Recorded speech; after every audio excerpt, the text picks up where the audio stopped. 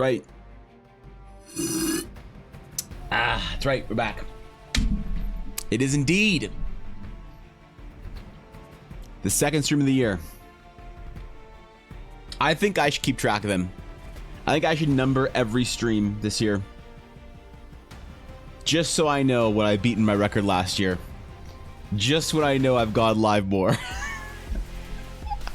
Maybe that's a bad idea. I don't know. It's good to be back. Good to see you all. Good morning, my friends. Good evening. For those of you where it's evening, I don't know. Some people are from Europe, apparently. Don't ask me why. I just, you know, apparently I hear about it. All right. Dude, we're gonna have a good stream today. I have a lot I want to go over today. So first of all, welcome back to the stream. Welcome back to the VOD. It's indeed Wednesday, the third. I gotta send a message today. Ooh, I forgot. I gotta send a message today. It's somebody's birthday that I gotta. Oh, all right. Okay. Yep, I remembered. It's the third today. That's right. Anyway, not that matters. Today we have some very serious topics to go over. The theory of world building itself, for I'm dissatisfied.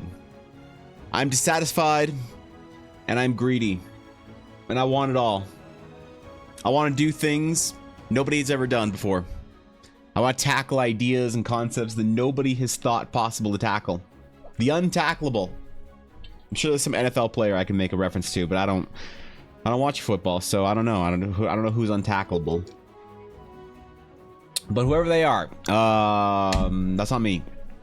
I want to tackle all these things. So, anyway, but first, I gotta get this off my chest, all right? Normally, midweek, we have story time. Midweek, there's story time of D&D games had, but I've not played D&D in months. I played a D&D game in months. Now, here's the thing.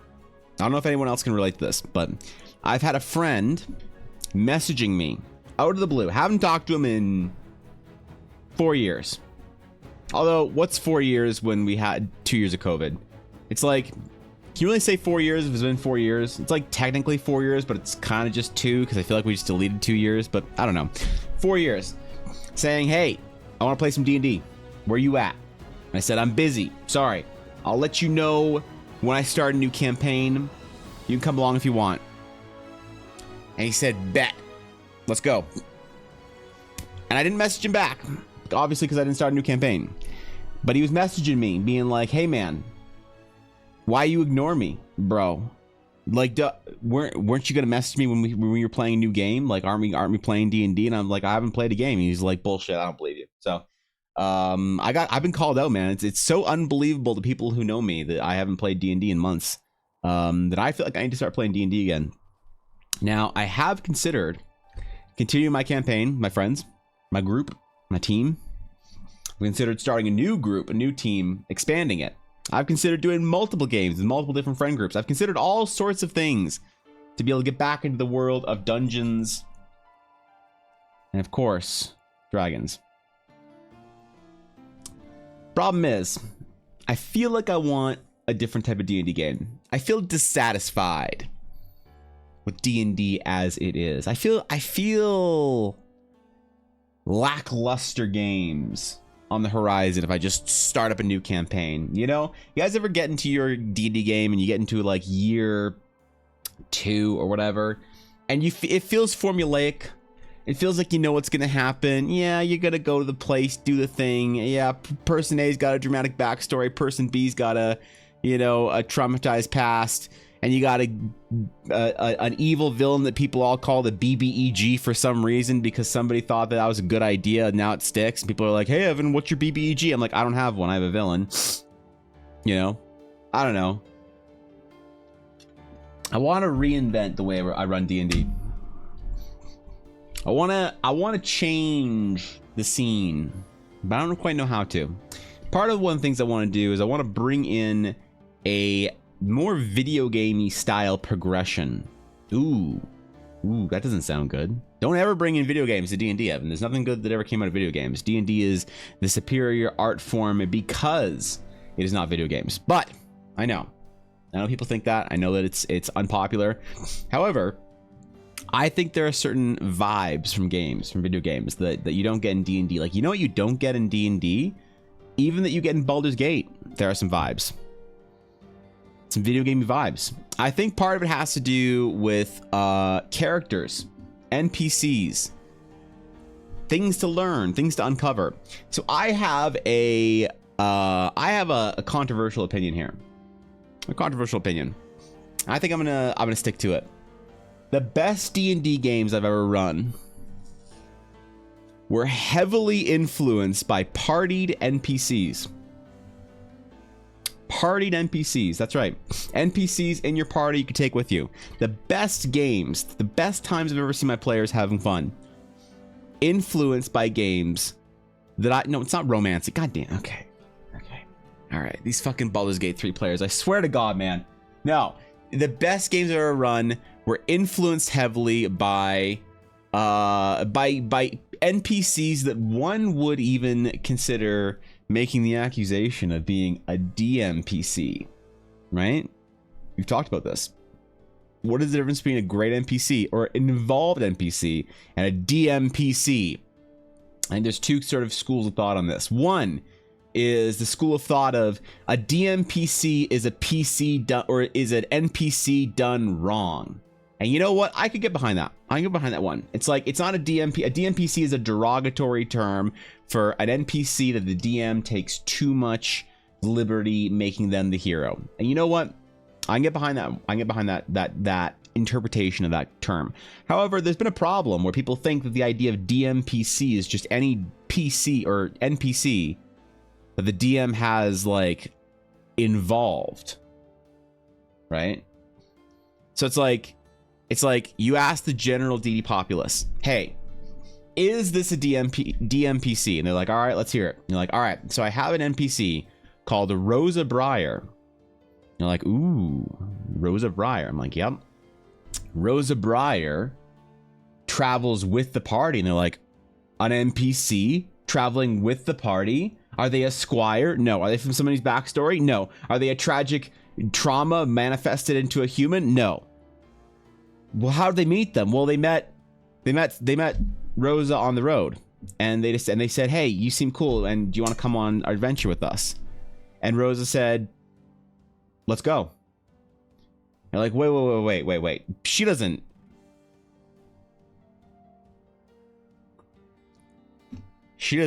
enter combat with them, does she?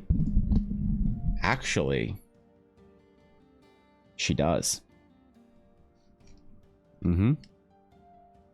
Wait, who manages her combat? Oh, I take care of that as the DM. Don't worry about it. That sounds like a DMPC, Evan. You, an experienced, illustrious, decorated dungeon master, wouldn't be proposing that you have a DMPC in one of your games, do you? Is that what makes her a DMPC? Is that it? I've been accused of DMPCing because the party met an NPC they liked, and it didn't make sense that she didn't know how to throw fireballs. But you know what? Here's the thing. It depends on how you come down on the term DMPC. I personally don't like the term DMPC because I think that I don't like terms for things that people decide on is the term for it, and now it's the term for everything that has to even remotely do with it. So I don't use the term DMPC. I don't use a lot of terms people like to use in in the hobby, but I think that having involved NPCs, all right, I've never had my players enjoy the game most or more. And I've seen them enjoy the game the most when there's been a cast of relatable, interesting, and diverse NPCs that are closely tied and knit in with the adventure. And this type of game I have described in the past. I've referred to it as a Mass Effect style campaign. right? Those of you who have played Mass Effect or Dragon Age or games like that know exactly what I'm talking about. It's a game where you recruit NPCs, you recruit these characters to your ship, your crew, your whatever, and it manifests very well in science fiction. But I want to figure out how to manifest it well in fantasy, and the players love it. If I ask my players, what's your favorite game you've ever played? Ella, the gilded master of my D&D games. You ask her, you ask Dashto, one of my most experienced, longest time playing players, which seems weird to say now, but it has been years. Has been like 10 years we've been playing D&D together almost. You ask them, what were your favorite D&D games you ever played? And they say, Star Wars Relics of the Force. That's weird. You ask my friend Yavuz, what's our favorite game playing? He'll reference a game that we don't actually remember the name of, but it was the same thing when we were in high school. And what was their favorite part about it? And they say, I miss and loved the characters. I missed and loved the characters. They loved those NPCs the way I love those NPCs. They loved those NPCs the way that you love the cast of characters from a TV show, right? So I try to make them feel like a cast of characters from a TV show, or like a progressing story where you could get attached to them in some way and learn about them, and you got really good connection with them, and you developed bonds with the NPCs in ways that were unique to your character. And I think that was interesting. But for some reason, this type of game is frowned upon. People say that's too much involvement from the DM. You are deciding too much of the vibe of the game. You are dictating too much of the flow of conversation. You are talking too much. You are making decisions. You're offering opinions on what you should do in your game when everyone's gathered around the table deciding where they're going to go on the map, and party member A turns to NPCs B and C and says, what do you two think? And those NPCs, which are by extension you, the DM, give them opinions. Isn't that you railroading? Oh no. Oh no. Now we're being accused of railroading. I don't think so. I've always thought, I've never had a problem with that, because if I do my job right and I build NPCs that are interesting and diverse and complete, they will have different goals and objectives, and just like another group of players have a very good sense of what they should be doing in the game, what they want out of the game, and what they want out of the story. And so they'll have a different idea. They'll say, one NPC will say, I think we should go here. This sounds like a much better idea. It sounds like the safer path. We should go this way. We're just going to take us a little bit longer, but we'll buy some supplies. We'll do a side quest along the way, and we'll get some money at the end. And we won't risk any, Vorpal storms or some shit. NPC B might have a different opinion. They would say something along the lines of, that is a coward's take. It is our obligation to reach this location and save the people as fast as possible. And if that means taking us through danger, then so be it. Whatever we face, we will face it together. I think we should go the dangerous route. You give players an expansion of the options. You don't decide for them. And I think that I've reached the conclusion that people who don't like this style of game, for the reasons listed, the reasons presented, most of them being just that they don't think that it's viable.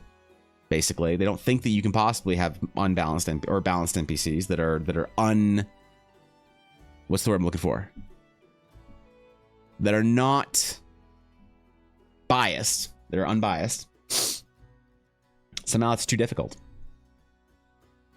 I think get good.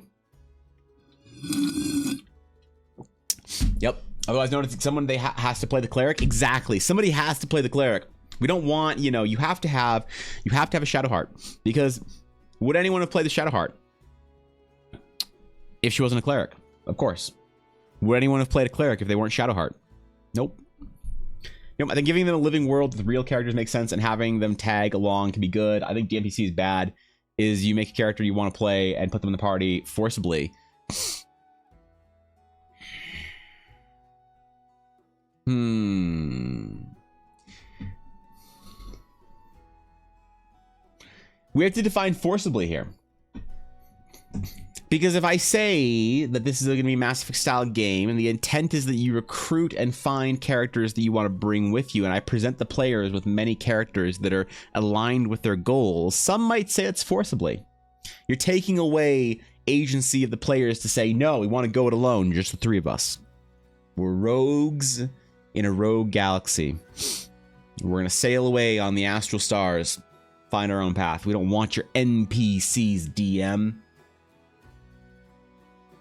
But I think that less of the idea of forcibly is how it feels to have them inserted into the game.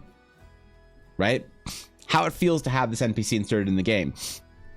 Sometimes, and this is what makes for a good sometimes player, is they kind of understand the vibe of what the DM's trying to go for, and the player will help facilitate the DM. So, for example, you find this you're on an expedition, you're down in the caverns, and you find a new researcher, and a young researcher, and her whole team has been killed by a cave-in. And she's the only one alive.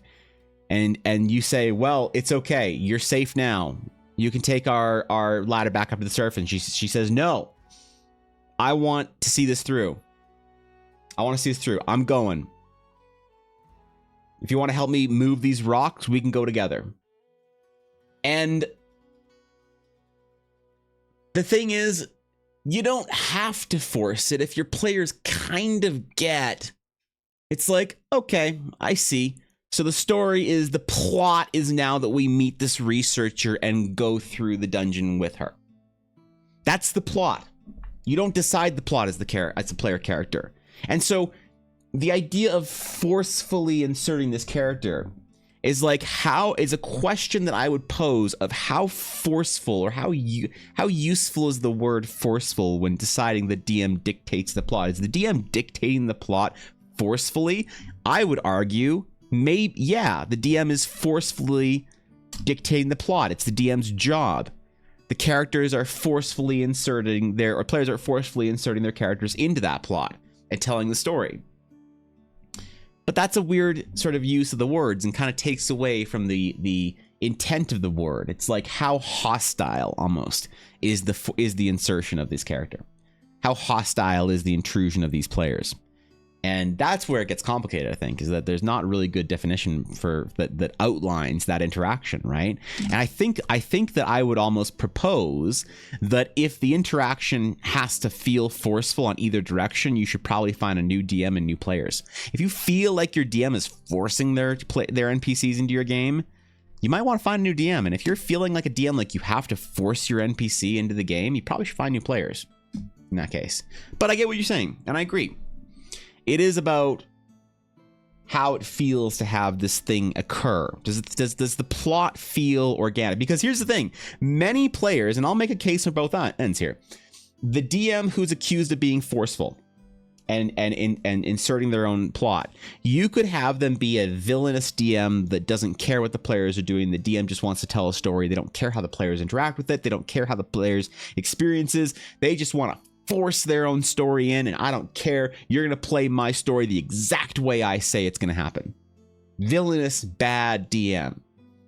Should learn how to play the hobby better, or the game better, and then be better at the hobby.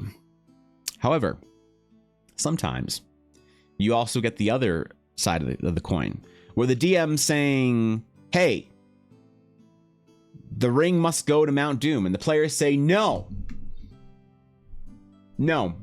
I will destroy the ring another way. I will take it to the ocean and sail to the distant lands. And the DM's like, no, oh, you don't get it. Okay, so the wizard says, the wise sage that gives you this quest says, oh, you don't understand. The ring can only be destroyed in the fires of Mount Doom. And the player says, I don't care. Nope, I'm going the other way. You ain't forcing your plot down my throat, asshole DM. I'll do what I want. It's my world, it's my character, my story, my game. So you get this like problem where you don't really know who's at fault when you hear a lot of problems when people say, oh man, the last game I played in. And I'm very skeptical, and I will generally more or less, what's the word to use here? I will take the side of the person who's in chat. But I get a lot of people in chat sometimes that come in and they have a DM horror story. And they're like, you won't believe this, Evan. This DM I had this one time, they did this terrible thing. And I'll be like, that's terrible. They should not do that. They should learn how to be better. Or whatever the criticism is. But a lot of times I'm sitting there thinking to myself, what's the truth here? If I was at this table when this happened, would I agree and say this DM made a big mistake and didn't do a thing properly and the players had a bad time because of it? Or were the players being petulant wusses and demanding too much? Who knows? You never know. So it's like weird when you try and talk about that interaction, in general. Evelyn, what's going on? I haven't seen you last year. It has been since last year, which was conveniently only 3 days ago. But good to see you, Evelyn. I'm chilling. I'm doing good. I'm having a good week. I hope you're doing well. Force character will be part of your party, like it or not. That's the problem. It's like, what is like it or not? Do you think Gandalf was forcefully part of the party, the fellowship, like it or not? That's the question. Like it or not is. It's like, again, that doesn't I think properly quantify the interaction. Is it Gandalf is part of the story now, and you, the party, you're the players for Merry and Pippin and Frodo and Sam. You're like, okay, cool, man. Hey, Gandalf, you're part of the story now. What's up? Dap it up, homie. Right? Or are you like, DM, you don't force a wizard into my party. We are hobbitses, and we eat 11sies right now. How dare you try and forcefully insert your wizard into the game? So again, it's like, well, what is it? Is it forceful or not? I think that in general, again, that idea of does it feel, it's like, does it feel bad when this thing happens? It's not about the idea of if it's forcefully being inserted, because yeah, it's being inserted. There's nothing you can do about it as a player. The DM has decided this is the plot. The plot is you're going to Mount Doom. The plot is you have to save the world. The plot is you have to this wizard you have to protect. That's the plot of your current story. Is that a forceful insertion? I don't know. I guess it comes down to how it feels when that event occurs. Does it feel bad? And what makes it feel bad? Because you can't just say, oh, well, it feels bad because I didn't have a choice in it. Because there's lots of things in the game that you don't have a choice in as a player. There's lots of things as the DM you don't have a choice in that your players do. But like, it never feels bad typically. And people usually don't like talk about this or try and figure out why it feels good or bad when something happens. But when it comes to the insertion of NPCs, very uniquely, people start talking about it in a weird way. Like, oh, you can't insert this DM PC into my game, DM. How dare you? How dare you? You forcefully inserted it. Nope, I'm not playing anymore. And you're like, what are you talking about? Where's the line get drawn then? You're like, okay, we go to a town. What do we see in the town, DM? I'm like, well, you see a tavern. They're like, of course you'd forcefully insert a tavern into our game. It's like, okay.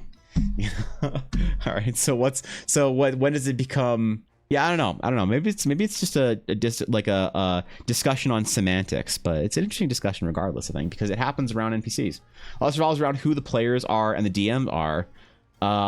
If they're random strangers on the internet, then there's one answer. If they're all good friends that have known each other for years, and the 4 of them are the only ones who ever come over to your house after school to play D&D, you have a different answer. Yeah, I think you're right, but I have heard like the sort of the exceptions there, where it's like, man, I played with my best friends for the last 20 years, and then my DM decided that we were going to travel with a tiefling. You know how I feel about tieflings. And it's like, no, I don't, but damn, bro. On one hand, while the wise wizard might know the only way, let the players research another way to destroy it or cleanse it or take it somewhere else, maybe just deny to the evil guy, but signaling can be hard to communicate. Yeah, and so how accepting, I think it comes down to trusting intent in a lot of ways.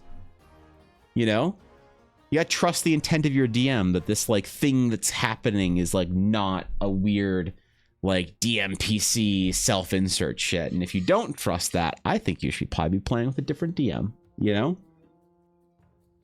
It's like 9 out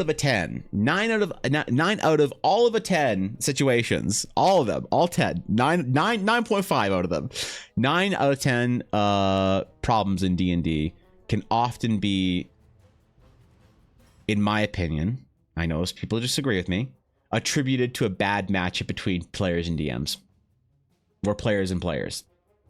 And I think that people are generally better at D&D than other people think, and they're generally worse at D&D than they think themselves, right? And I think that sometimes it's a bad matchup.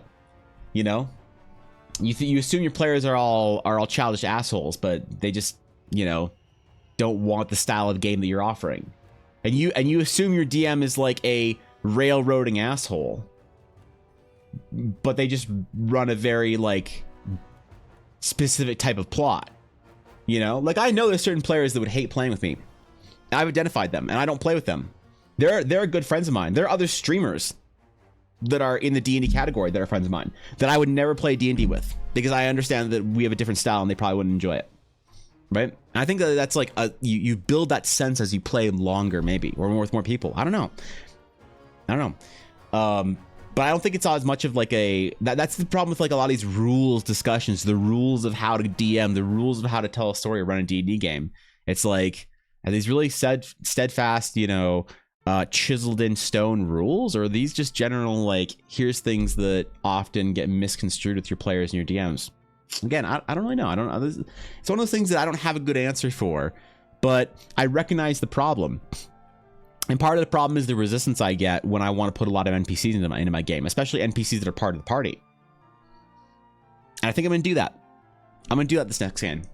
This next game, I'm going to run my best style of D&D, which is my Mass Effect style, where there's a lot of great NPCs to get to talk to bounce stuff off of, to carry in some ways the burden, because the NPCs carry the social burden at the D&D table when the players don't want to. You want like a technical, rulesy discussion, internet YouTube video-y discussion on why DMPCs can be good, or I mean, again, I don't know if the term DMPC applies here. Maybe the term DMPC only refers to the derogatory, bad way of executing this. But let's just say a heavy NPC game, the NPCs adventure with the party. You know what one of the best things about that is? They take the burden, the social burden, off the players sometimes. Right? Like as a DM, you feel awkward silences so hard. And when you're like, all right, guys, so the rune's laid out on the table in front of you, the map has the dagger in front of it, is you're in the thieves' lair, and it appears like you know exactly where they were trying to go. You know where the treasure is, and you think there's going to be some traps along the way. Silence. The players awkwardly like don't know who should say something first. You've clearly given them the ball, and none of them want to take it because they don't. And you see this with experienced D&D groups too. You see this with Critical Role. I noticed. I was watching Critical Role yesterday, and I noticed this. This is very interesting. I noticed when Matt handed the party the ball, I noticed they all looked at each other, or like some of them did. Like I think like maybe like Ashley and like Taliesin were looking at their notes or whatever, and like Laura maybe was like kind of staring, like contemplating it. But like Travis and Liam and Sam or whatever, like kind of like looking at each other, like, is anyone gonna take it? And then like almost immediately Travis started to speak, but he looked around first to make sure that he wasn't gonna trample on anyone, and then he like put something forward, right? But sometimes your players at your table don't have the desire to carry that social burden at the table. And DMPCs often, or heavy NPCs, again, we're using terms interchangeable because I don't know what the right term is, they sometimes carry that burden. The party's like, oh man, this is crazy, this is ridiculous, I don't know, and they're all silent. And then you have the explorer adventure rogue they found at the you know, the dig site, you know, pipe up and say, well, that seems dangerous, what do you guys think we should do? Any ideas for the plan? And then that gets the party engaged. You know, it's actually a useful tool. So especially if you have parties that are not necessarily like, if talking over each other is not an issue at your D&D table, but silence is, adding NPCs to your game will fix that. As the DM, if you're willing to carry the social burden a little bit. You know? I do believe the DM decides the adventure. If I'm going to say I'm running King's Thunder in Season 2, you go, these giants are scary, we should leave to another continent. Like, the players are... That's player bad, but if the players go, we should think of another way to resolve this crisis, then that should be allowed. Yeah, exactly. Yeah, the problem is... the giants need to be de-gianted. The giants are too giant. We got too many giants running around here, man. What do we do about it? What do we do all these giants, bro? That's the story. The players are just like, are there any side quests at the inn? You're like, yeah, there's a side quest to go kill a wolf that's really bad. And they're like, okay, let's go do the side quest to kill the wolf. And you're like, okay, sure. And they do the side quest to kill the wolf, and they're like, these wolf pelts seem dirty, right? And you're like, yeah, sure, they're pretty dirty. And they're like, well, I wonder what's sullying the wolves. Let's go investigate in the wilderness for the next 3 weeks to try and find the story for why the wolves are angry. And like, I don't know, it's a wolf. It's a wolf. It's hungry. It's a big fucking animal predator. Oh, I don't know about that, DM. Let's go find the real cause. And you're like, Jesus Christ, man, I'm running a game about killing giants. You know? Like, that is a problem, a disconnect that I think that if your game ever gets to that point, I think there's a very good chance that you need to find different players and a different GM, because some players like just don't want to do the there are some players out there that just don't want the plot. Whatever the plot is the DM offers, they're like, I don't want it. I want a free open world game. I want to do whatever I want. And I actually tried this once. I actually tried this. I was like, guys, I want to run an experiment. I want to run as open world of a game as possible. It's all choose your own adventure, basically. And I will respond to your choices with the honesty of building the adventure in front of you, ideally as seamlessly as possible, so that you don't think that this wasn't pre-planned. I want to do it well enough that you think that everything you do is pre-planned, but nothing will be. And I basically just presented them with a town with hooks everywhere. You know? The baker complained about when they stopped for some breakfast, the baker complained about thieves in the town, right? They ran into a guard that seemed distressed as they were going towards the inn. The innkeeper, you know, talked about how there's lots of adventurers in town for the new opening of the new, you know, the new rune site or whatever that was down. And the guild hall, the Adventurers Guild had like quests to go do different things and investigate, and they were all quests that could have turned into a big adventure. You just innocently take this adventure, you know, this quest, and now you have this big grand campaign. And I was going to build the campaign around whatever they wanted to do. And what I found is that the players were kind of like waiting for something to really grab them, and they were like, okay, this is cool, let's go take this hook. And I'm like, okay, cool. And they played through it, but I asked them after maybe like, I don't know, 18 to 20 something weeks of play, a few months anyway. I was like, so what did you guys think of the game? And they're like, it was cool, you know. I was like, but they're like, well, you know, I don't want to insult your adventures, Evan. I'm like, no, that's what do you got? They're like, well, I just felt kind of like nothing really, like, it didn't really matter. Like there wasn't like some big thing that we were like, oh my god, this is the thing that we're supposed to go do. And I'm like, but you decided what you wanted to do in the world. And they're like, yeah, but I want to, like, you know, I don't want to make so many decisions. Like, okay. I learned a lesson in that game that you can't be so railroady that you're railroaded, obviously, but you also can't be so open that people don't feel like there's something that, like, an idea they can grab onto, you know?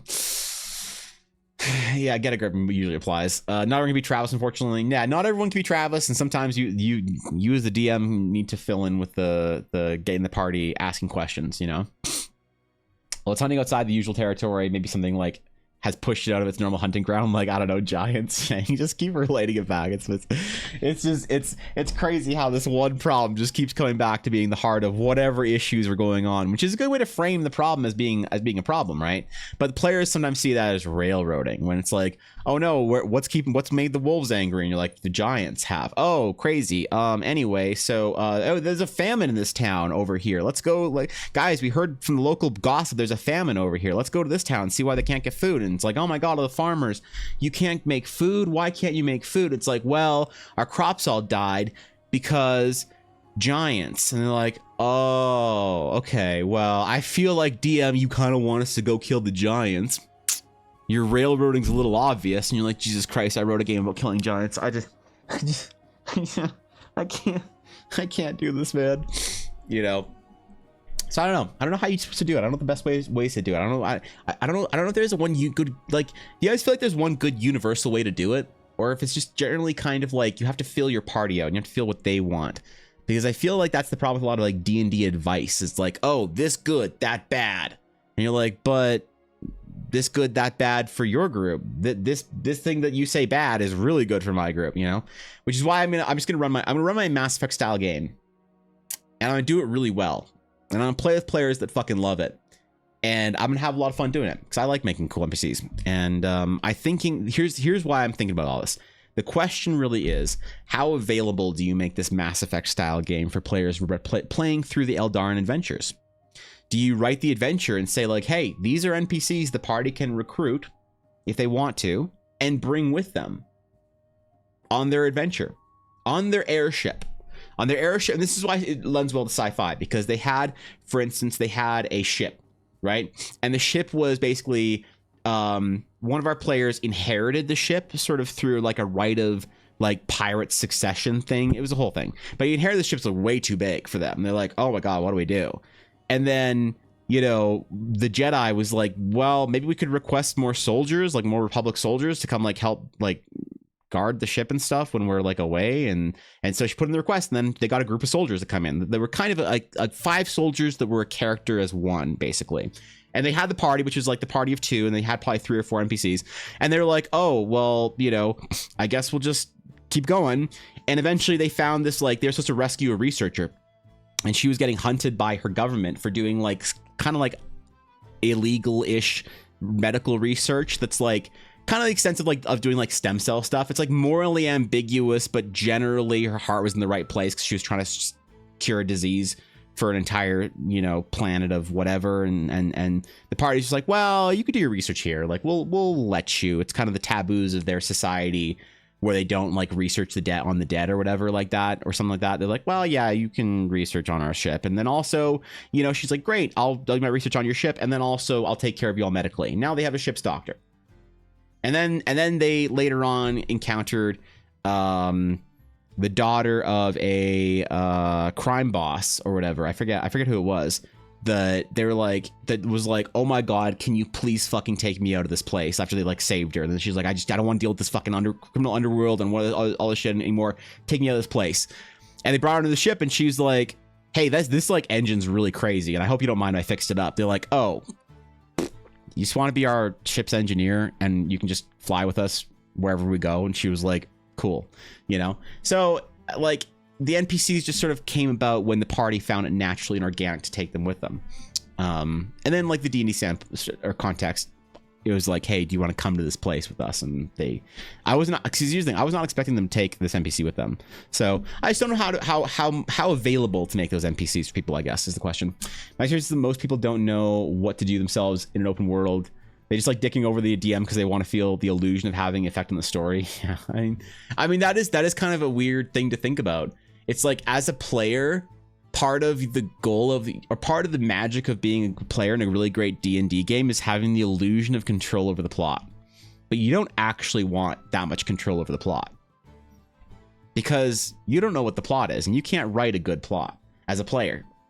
Why can't you write a good plot as a player? Because you can only see as far as your player can see, or your character can see. And the DM is supposed to see the whole world and be able to write the plot, you know? So you don't want control over the plot as the character. It wouldn't be a very good plot.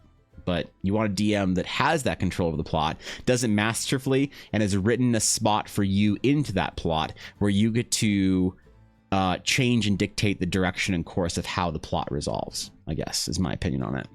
I do wheel and spokes sandbox, but I prep every direction 1 or 2 sessions. There's a local dungeon, a local forest. They can go town over, but 2 sessions of travel, and there's a central tension affecting the greater world. The players don't have to solve it, but it will impact them as it develops. Yeah, I guess, and like they can begin to. I mean, that's kind of the way that I think my most recent D game, or my second most recent D&D game campaign happened, where the players were just sort of adventuring and things just kind of were happening around them, and like, that's weird. Oh, hey, I wonder what that is. That's crazy. Hey, this thing's really weird. I wonder what that is. Whatever, we'll figure that out.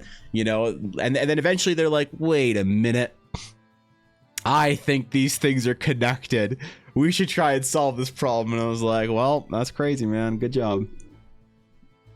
Maybe they can be recruited after you have a base operation, so they have somewhere to go. It'd be useful that isn't living on the road, or living on the road in a tent.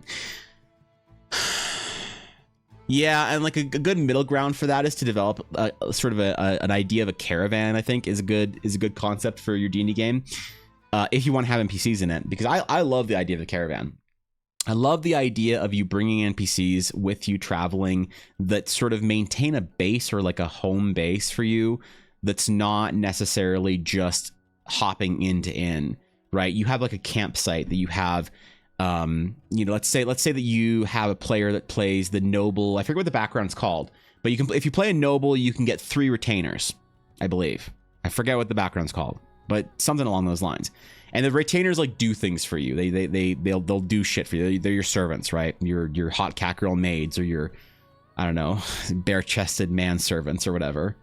And so you can have them begin to maintain your camp for you. Right? You can have them begin to maintain your camp for you, and they have the large caravan trailer that they take, you know, and so while you go to the dungeon, you go 3 days into the wilderness, you know, when you come out that there's a campsite set up, you know, the horses are being fed, your stuff's being guarded or whatever. Maybe this is also like an old hirelings kind of mentality. I don't know. You definitely have to feel the party. I'm currently running for a group of 6, but 2 of them just seem to be avoiding the hooks of the main campaign. That's tough when you don't have a group that like meshes well. Like you have some people that want to play super open world, some people that just are like, give me the good story, you know?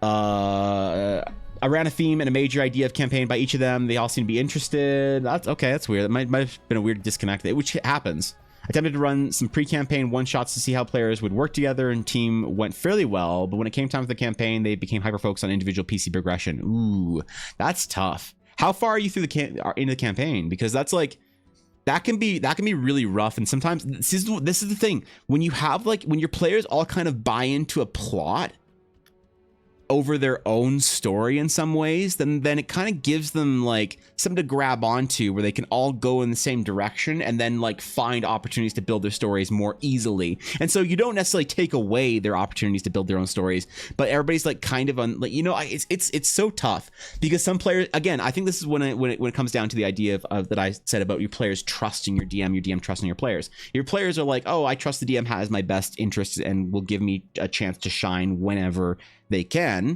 Then you're cool being dragged in this direction because you're like, I'm sure I'll get my chance over here, you know. But if you're like, no, I need to do my thing now, it's like, it's not going to work when you have a whole group like that. That's tough though. That's a tough situation to be in. My group adopts every NPC we come across that I feel for a DM. See, that's the other thing. You get the other group, the other side of it that loves the Mass Effect style games, you know, to like, you just grab the entire, you find the blacksmith that's discontent with the town. You're like, hey, why don't you come on an adventure with us? You know, you can repair our gear and we'll feed you and keep you safe and show you the world. The blacksmith's like, let's go, bro. And then you have a traveling blacksmith with you. And then the next town, you see the baker's son like sighing, and you're like, what's wrong, champ? And the baker's son's like, well, I yearn for adventure, but my love is for bread. So what am I to do? To carry on my family's tradition or to see the world? And you're like, why don't you do both? You come with us, cook for us while we're in our camp, bake our bread, take care of our meals, we'll keep you safe and show you the world. And suddenly you have this entourage, this caravan. You're like, oh, we need some guards to keep us safe. All right, let's go hire some, you know, local town guards, a mercenary, whatever, to keep our camp safe. And now you have a whole group of like of you know, 25 with you, which you do bring up a good point that I didn't actually address at all when I was talking this entire thing. That it can be, depending on the DM, it can be way too much of a burden to RP as all these different characters. Because I will say that it was kind of funny when I had those slightly self-aware moments where I was having a conversation between myself as 2 characters. Right? For like 5 minutes in the party, and like my players don't mind. They're like, oh my god, this is so interesting. Like, I wonder what they're gonna disagree on. Like players they didn't like, they were like, oh god, this is so self-indulgent. They were into it, right? But it was this moment where I'm just like, is this weird for you guys? They're like, no, I was enjoying hearing Boris and Sebek argue. I'm like, okay, just as long as it's not weird for you guys. Just making sure, you know. But I don't mind that burden, I guess, because I don't know, it's not a burden to me. Like, it's not a heavy burden, I guess, because I think it's fun to RP all these different characters. But I can understand how some DMs would get super burnt out and exhausted if you had to like constantly maintain so many different NPCs all the time. The party could just go talk to you at any point in time, you know. On session 8 or 9, they haven't even started the first part or hook of the campaign. They're in the small town, so I'm tempted to push them, but I don't want to railroad them. Yeah, I don't know. I think that sometimes like the difference between railroading and like direction is often in the eye of the beholder, right? Yo, Depressy, thank you for the follow. I appreciate it. Welcome. Good to have you, dude. It's in the eye of the beholder in some cases, because we like, oh, we don't want to railroad our players, but sometimes your players need some like direction. They need something to be like, all right, grab your nose, drag you over to the thing. But you know, like I know I have a couple players that if I play with them in a group, I know I have to firmly grab each one of them by their noses and drag them to the interesting thing and sit them down in front of it, or else they won't even find it. But when I do, they're like, oh wow, this is so great, this is so interesting, you know. They're just happy to be dragged around like that. So I guess again, it's like one of those things, you gotta find the players that match up to your style, because you know, if you're nose grabby as a DM, it's like, well, you're either doing your players a favor or you're railroading, depending on who's watching, you know. I think most of the pushback is I'll get my turn, which is just trust, but especially newer players don't know how to contextualize that. That's true. That's actually a good point you bring up. New players have no idea that, like, they have no idea how to have that like relationship or that whatever with the game. They don't know how to like interact with it. So they feel like if I don't grab my story right now, it's never gonna happen. You know? Like that approach though, give them the non-combat NPCs they can socialize with from combat. Without combat being bloated. So yeah, I mean, what I did with like the party on the Star Wars game, they had combat NPCs, but the players all had kind of like a fourth wall nod of like, okay, we bring 2 of these with us, because there was 2 players in that game, and so they knew that most encounters were going to be more fun and more balanced if they were balanced for 4 to 6, right? So they would kind of take my cues on it. If I didn't say anything particularly unique about the mission, they're like, all right, you guys stay on the ship, you know, Calypso and Spec, you come with us. And it's like, okay, great.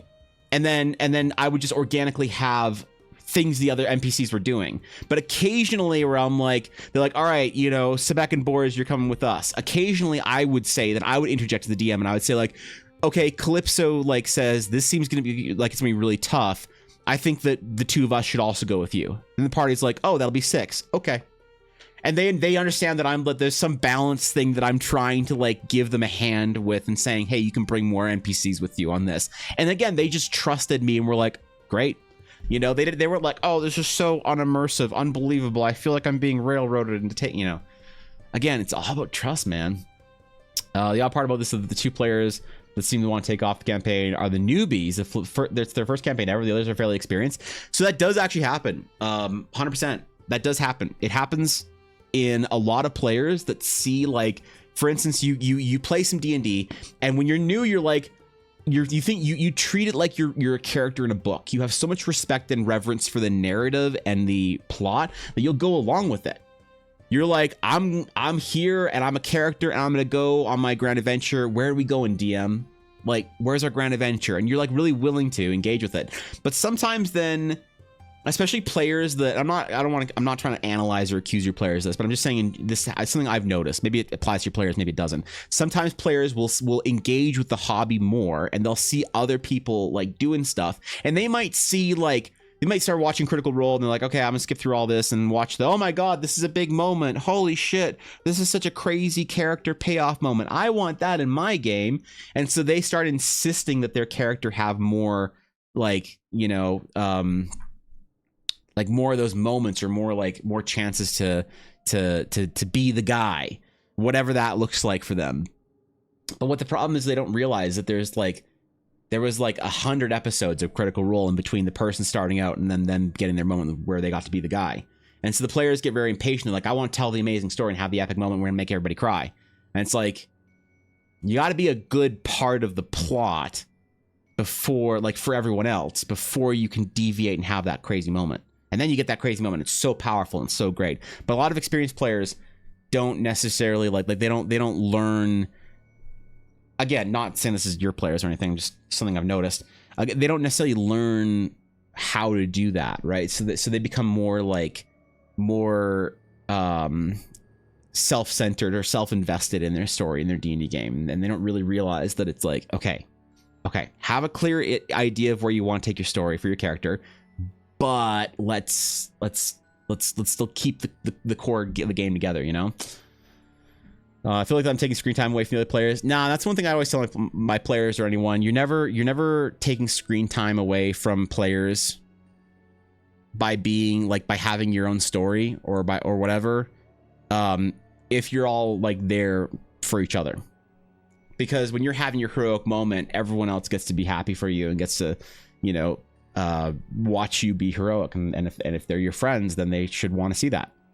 Just like you should want to see that when your friends are being heroic. And so I think that it's a good like balance for the game and for the party when you are all just kind of there to see everyone being cool, right? When you're not concerned about or aware of your other party members, then that's when it kind of gets a little bit off the rails and doesn't really work. But I don't know, man. I don't know, bro. I don't know what I'm talking about. I'm just shooting out ideas here. I think the reason my players do that is partially you've successfully completed the illusion. They believe your world is real and want to explore it without any time-sensitive hooks. 9 sessions without a hook. If they want to play Skyrim, yeah. New players can be great like that. New players can be so good because they're so willing to engage with the story because they trust the story like they trust a video game or like a novel, you know. But like, there's something that happens sometimes with players when they start playing the game where they become less like they become suspicious of the story in some ways. It's like, wait, the story isn't engaging with my 18-page background the way I want it to yet immediately. It's never going to. I need to grab it and take it. And you're like, okay, chill. The DM is very aware of your 18-page backstory. Don't worry about it, bro. You know? 2024 is going to be my year of getting back into writing and writing more RPGs. Hell yeah, dude. Hell yeah. That's awesome. I'm gonna start playing my one of my 2 weekly games. I'm gonna start playing it soon, and I'm gonna actually build a second weekly game, I think, as well, because I kind of want to play in 2 different parts of the world. And I feel like I don't want to dick my players and be like, hey, your campaign that you were like enjoying and started here, we're going somewhere completely different. Fuck you. I don't want to necessarily do that, but I also want to play somewhere else. I think I'm actually gonna start playing 2 games a week, which might be fun. I don't know. It's going well, Nick. How you doing, bro? Good to see you, man.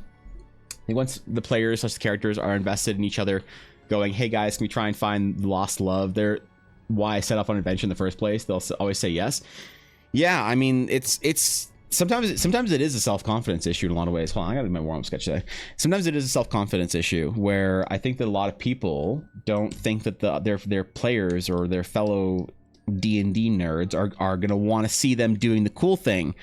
But it's like, you have to sort of like, it's the same way that you trust that somebody is your friend, you know? Why do you trust somebody is your friend? Well, because they said so. And so you just have to trust in your D&D game that they want to see you do the cool thing.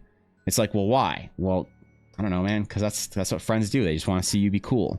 They want to see you do your cool thing and have your cool moment and have your cool, you know, story. And so here you go off and do the cool thing and know that your friends are there cheering you on, I guess. All right, what should we do for warm sketch? What should I do for warm sketch? I need an idea, a quick idea that we can do for warm up. Actually, I'll be right back real quick. Give me 1 second. I need to get something real quick, and then we'll do our sketch. I need some ideas here. What do we got? Let me think about it.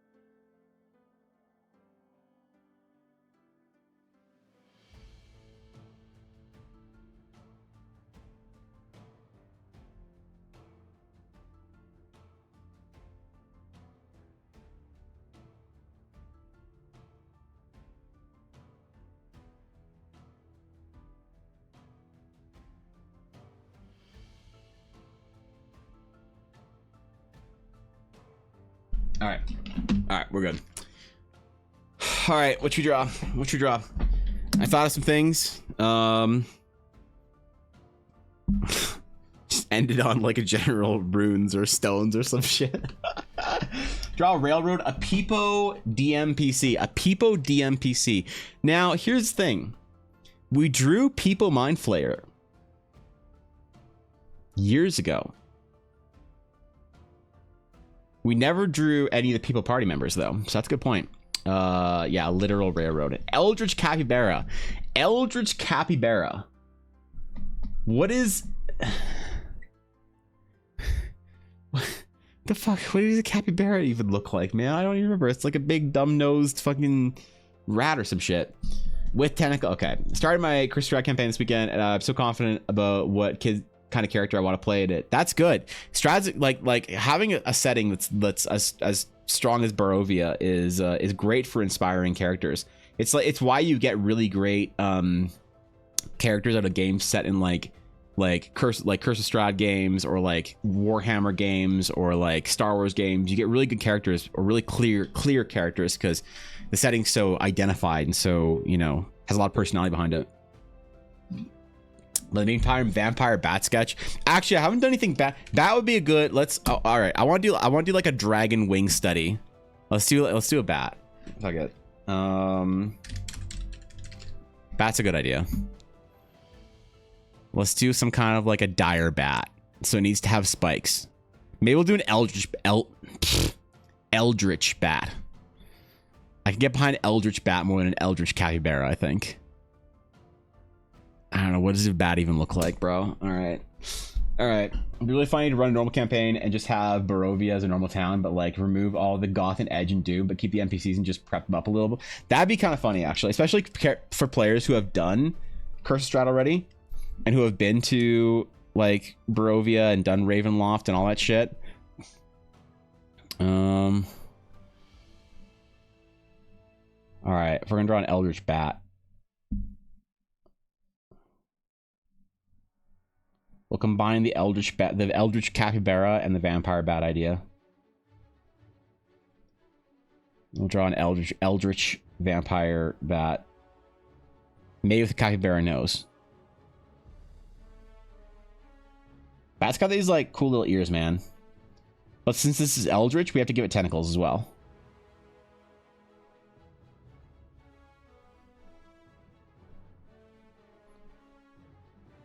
I do my anatomy studies, even if they're not human anatomy studies every day, all right? So all this is to sort of pose the question, how much really can I expect my players, or people who play the adventure that I'm writing, to engage with NPCs that are recruitable? And I don't honestly have an answer for that yet.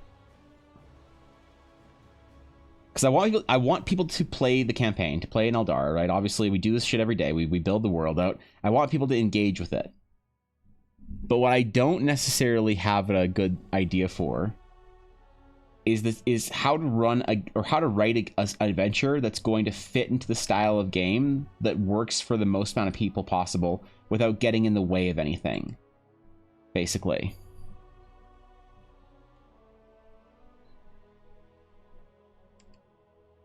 All right. The bat flare.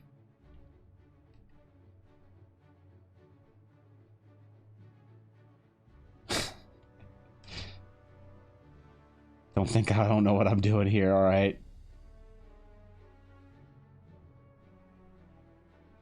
I know precisely where we're going right now.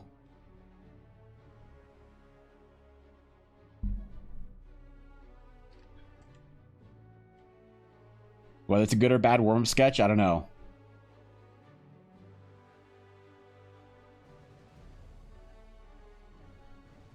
We got to give it 4 eyes.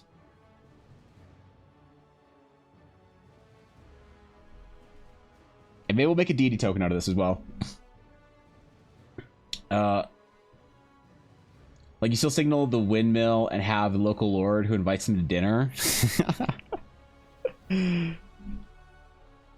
Yeah, actually pretty good. That'd be an interesting project, is like taking the campaigns or whatever, the famous D&D campaigns from the past, and taking their locations and settings, but completely removing the like identifiable features from them and putting them in your world somewhere as just like casual locations.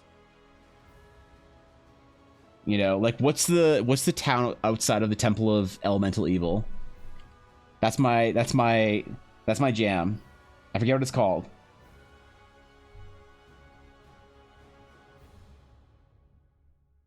But just have that place just casual as hell. All the same adventures, the same mass graveyard as well. But like none of the references to the temple itself. Nobody knows. There's like nothing. There's nothing wrong in the town. Nothing to save them from or whatever.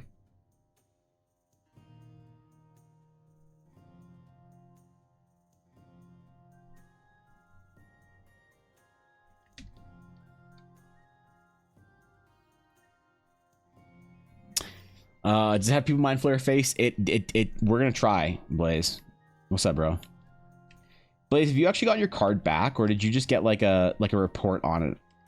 Do you have the physical card in its slab? I was wondering, supposedly they have the best like slabs in the industry right now, and I'm curious if you had an opinion on it. They seem good in like photos and videos and stuff, but I was wondering what it actually felt like in the hand. I'm thinking about sending some stuff to get graded around the spring.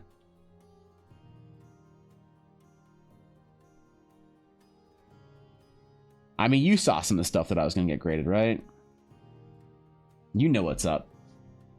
Homlet, that was it? Wait, that wasn't it, was it?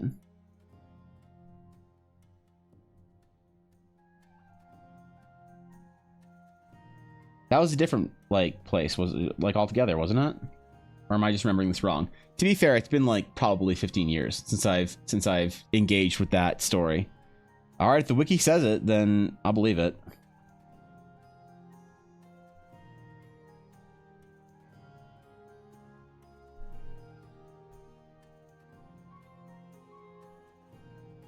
I thought that was like a... I mean, whatever. Maybe there was multiple adventures with Homlet. Yeah. It's been, like I said, it's been a long time since I've engaged with this world even at all, but...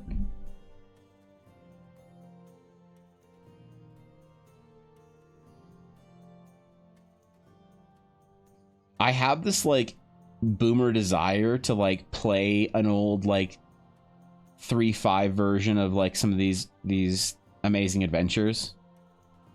Or, like, run it for my players. I don't know if my players would like it, though. I don't think that modern day D&D players would enjoy or accept the, like, the old school style of, like, deep temple or dungeon adventure.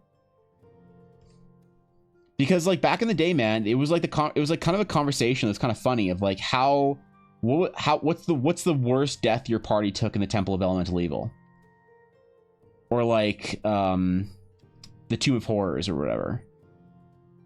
And it was always kind of a joke. But I don't think modern day parties would like even enjoy that style of game. Because it's less about their characters' individual stories in those games. It's more about the location itself, right?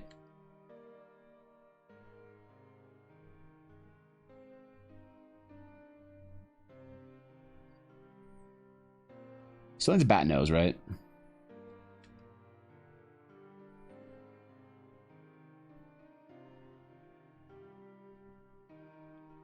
So this ugly ass bat nose.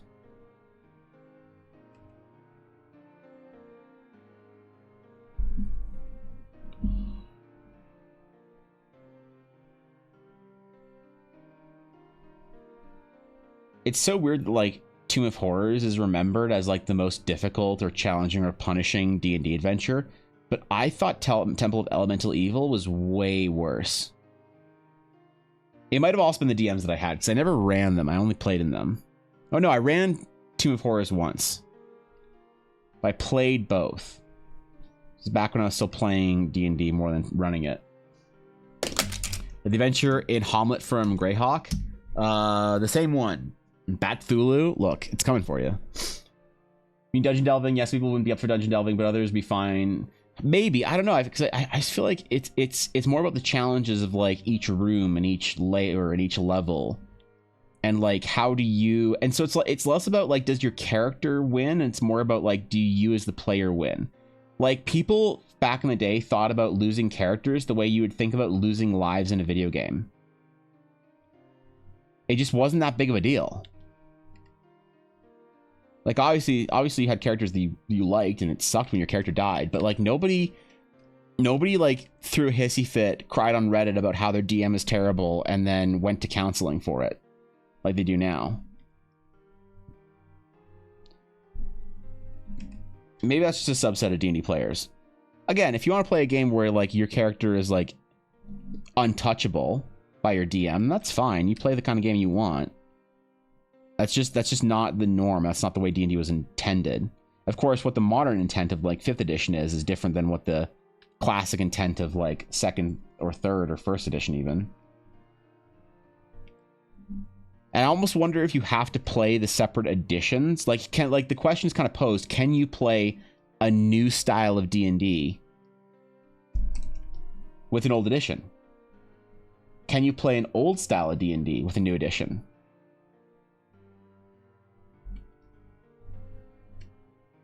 I think the obvious answer is like, of course you can, but like, can you really? Why don't people do it then? What's stopping them?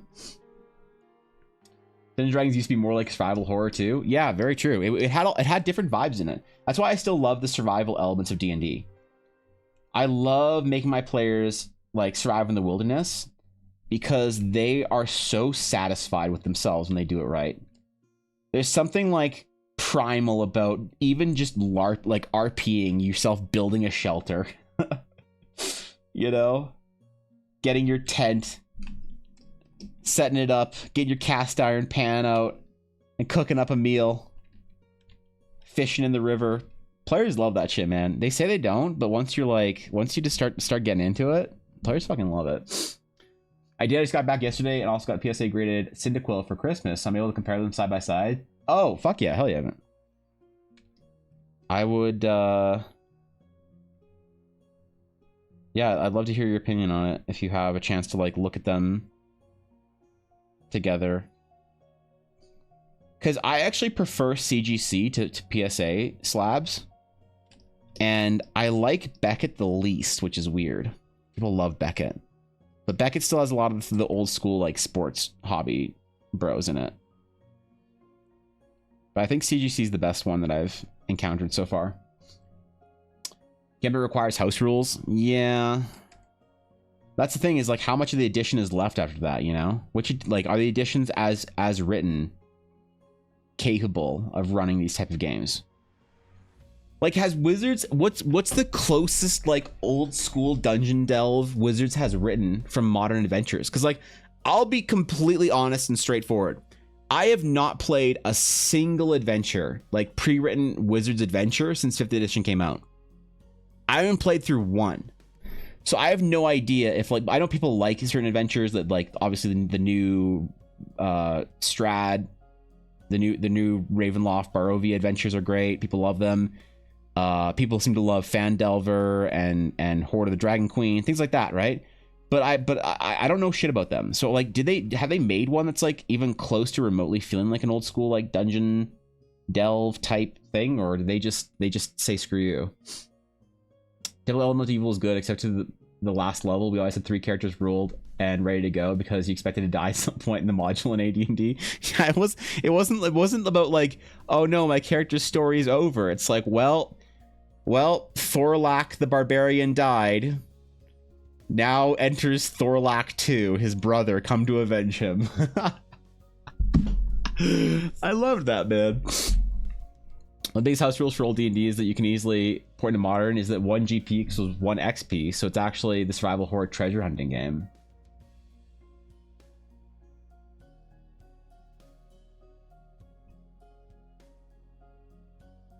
Yo, you're right about that. That's sick.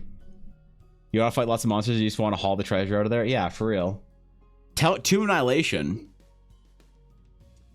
Tomb of Annihilation. Did they D&D 5th edition Tomb of Annihilation.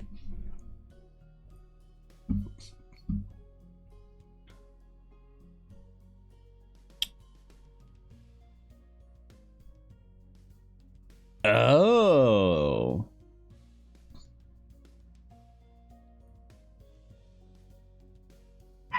So how was this received then? I never hear anyone talk about this. I never hear anyone talk about this. The talk of the streets and taverns has all been about the so-called death curse, a wasting disease afflicting everyone who's ever been raised from the dead. Victims grow thinner and weaker each day, slowly but steadily sliding towards death once they once denied. When they finally succumb, they can't be raised, and neither can anyone else, regardless of whether they've ever received the miracle in the past. Temples and scholars of divine magic are at a loss to explain the curse that has affected the entire region and possibly the entire world. The cause is a necromantic artifact called the Soul Monger, which is located somewhere in Schult, a mysterious peninsula far to the south, ringed with monsters, or with mountains, and choked with rainforests. Dude, I'm having a hard time today. Adventure designed by Chris Perkins and Will Doyle and Steve Winter. Oh, that's good. Those guys are great. Additional design by Adam Lee. I don't know who that is, unfortunately.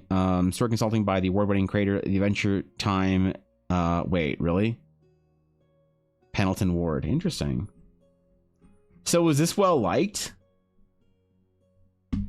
Because Tomb is an old school adventure, right? If I'm not mistaken, right? Tomb of Annihilation is an old school adventure, isn't it? Or is this a new one, completely new to 5th edition? I don't think Wizard Adventure isn't closely related to the original modules in some way. I think it's a big dungeon in very old school, though. It's pretty cool when it first came out. Really? So wait, is Tomb of Annihilation a completely new original thing, or is this like inspired or based off of like horrors or evil or whatever? Okay, so it's based off of Tomb of Horrors. Oh, I see.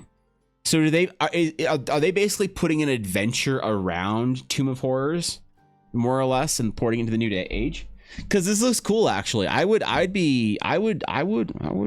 this. I'd play this if someone to run it. I had time. Yeah, this looks cool, man. All right, props to Wizards. This is great. This is old school, man. Basically, okay, yeah, all right, fair enough. But I'm guessing that the Tomb of Horrors is not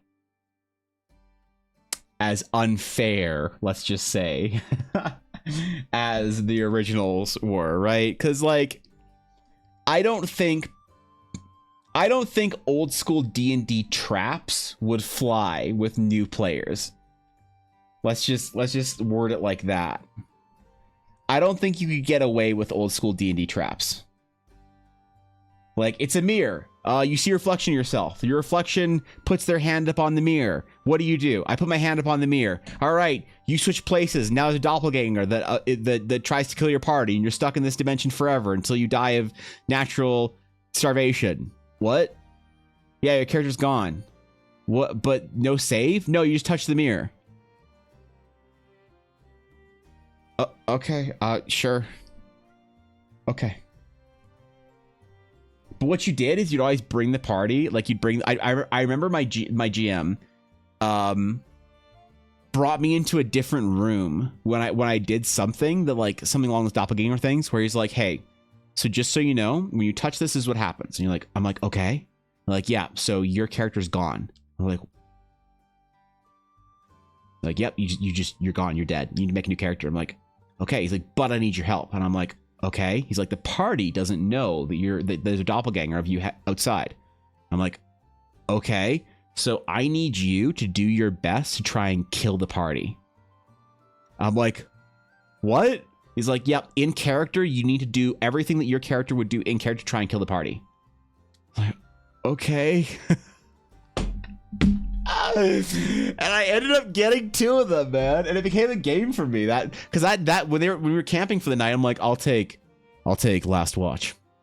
After everyone was tired from their watches, and I'm just like, all right, I slowly coup de grace the cleric. I killed, I think, the wizard as well, and then the ranger woke up or some shit, and they're like, Evan, what the fuck? I'm like, sorry, man, my character's dead. I'm helping with the game right now, you know? Here's my new character. They're outside. What are your characters like? People would hate that these days. I'd probably hate that these days, but damn it, those were good stories back in the day. Those were the games you remember, you know? Because like I literally do remember that more than other games, other stories, right? That one time my DM made me try and kill the players in the party, and I succeeded and got 2 of the 6 of them. Or 2 of the 5, because I think there was 6 people in total. Dude, to be fair, I killed my friend Mary. She wouldn't talk to me for a week. I killed Mary, and I killed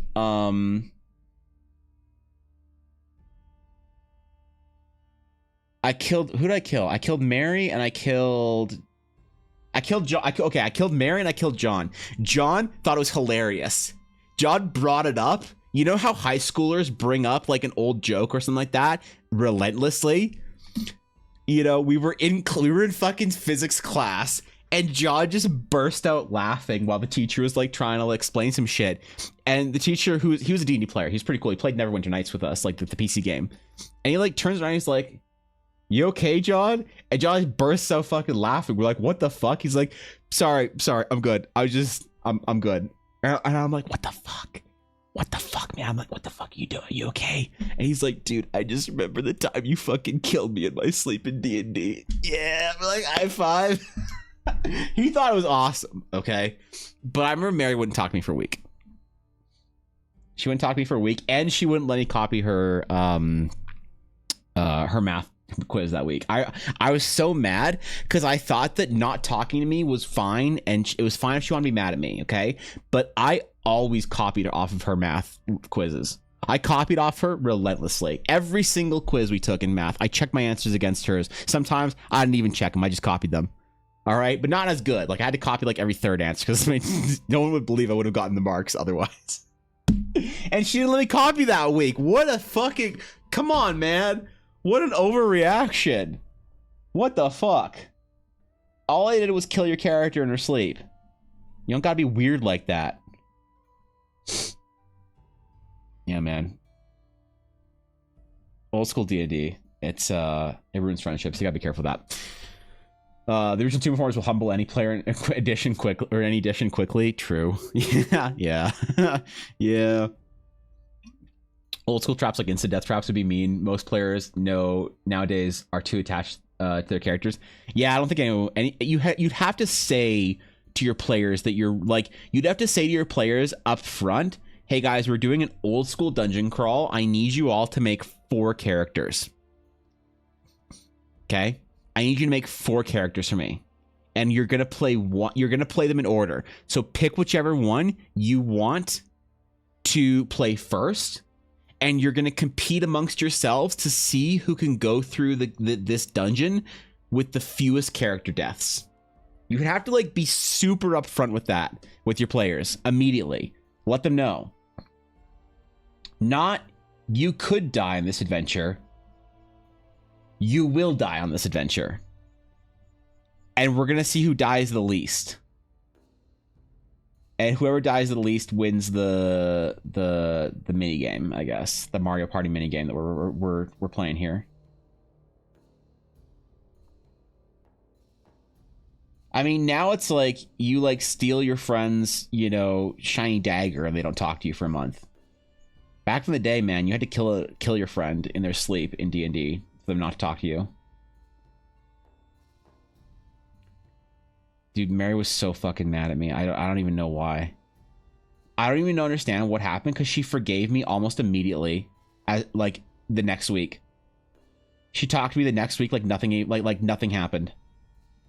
I was expecting her to like walk right past me, but she just like sat down, was like, "Yo, what's up?" And I was like, I'm not gonna question it. I'm not gonna bring it up. But then she just like never brought it up again. Started talking to me again. We were friends again, and then it was, yeah, I don't know, man. I can't explain it. I don't know what happened.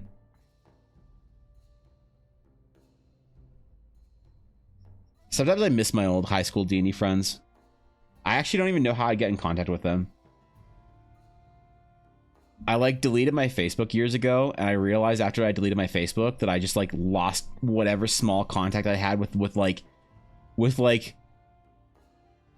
hundreds of people. I just wouldn't even be able to send them a message, you know? Whoops, I fucked up. You all die this venture, but that's a sacrifice I'm willing to make. That's like what a damn. Thor can get a little Thanos-y here. Holy shit. Yeah, that's the vibe you gotta have for your players. Some of you will die. Most of you will suffer. That is a sacrifice that I am willing to make. Come. We D&D.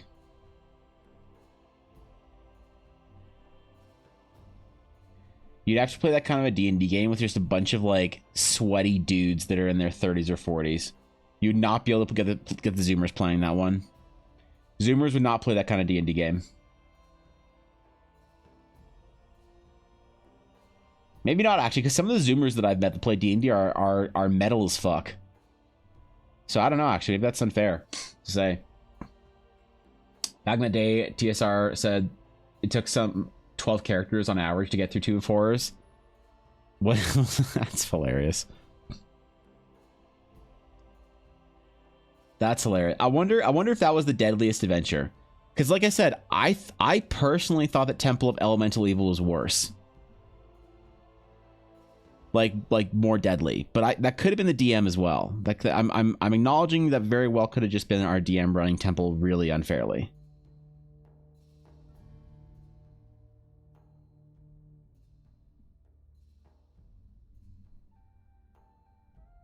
I suppose I'd have to go back and read the adventures to see.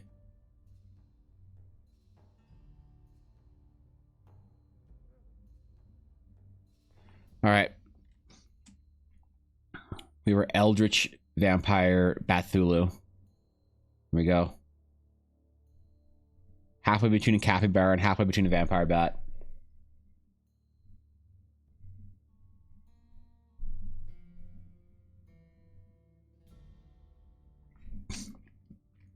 What does it do?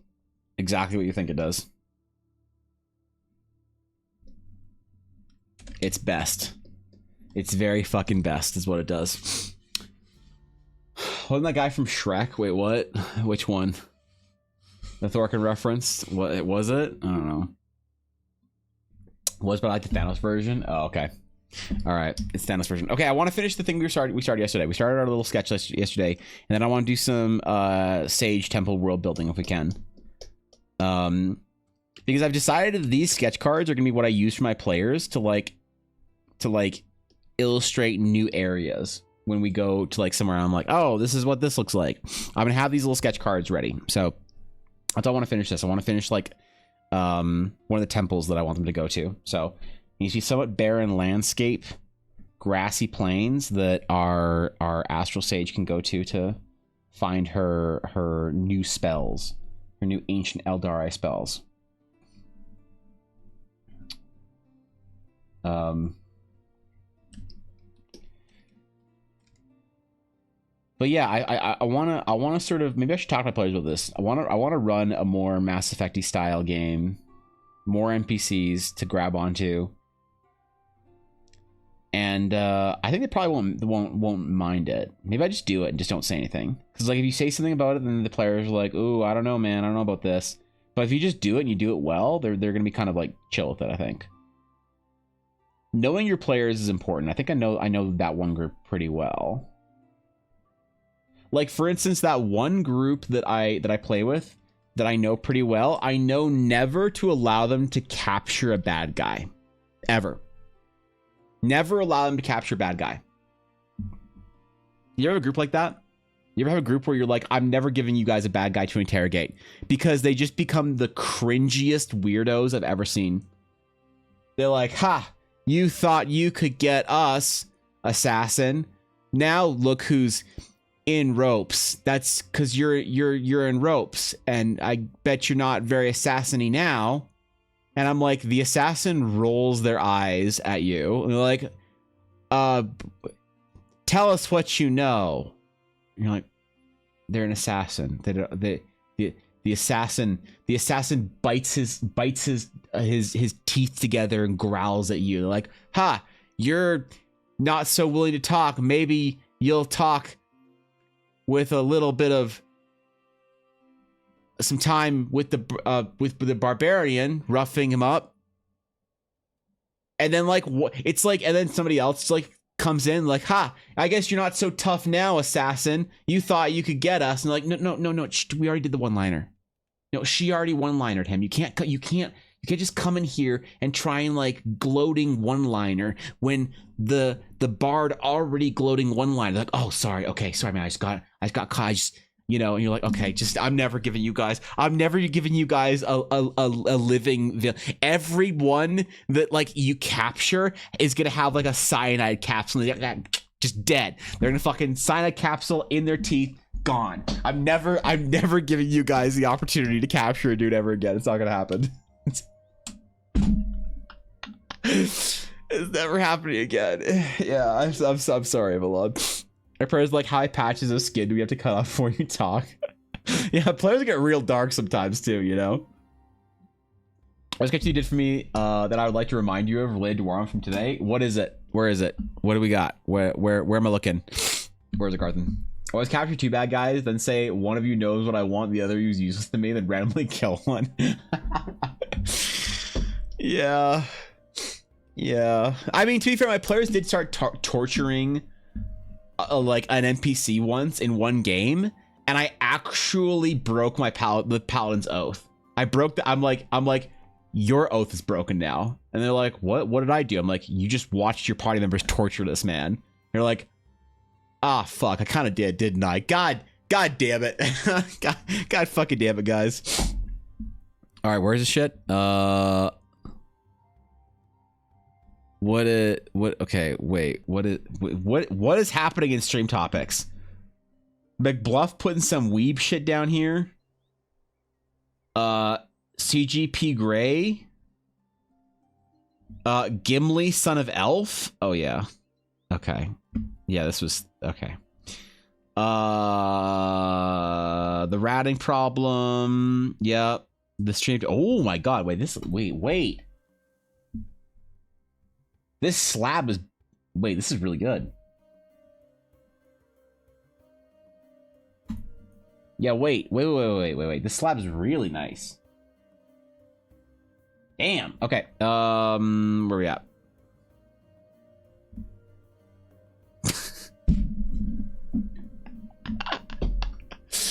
Look, it's not the same, okay?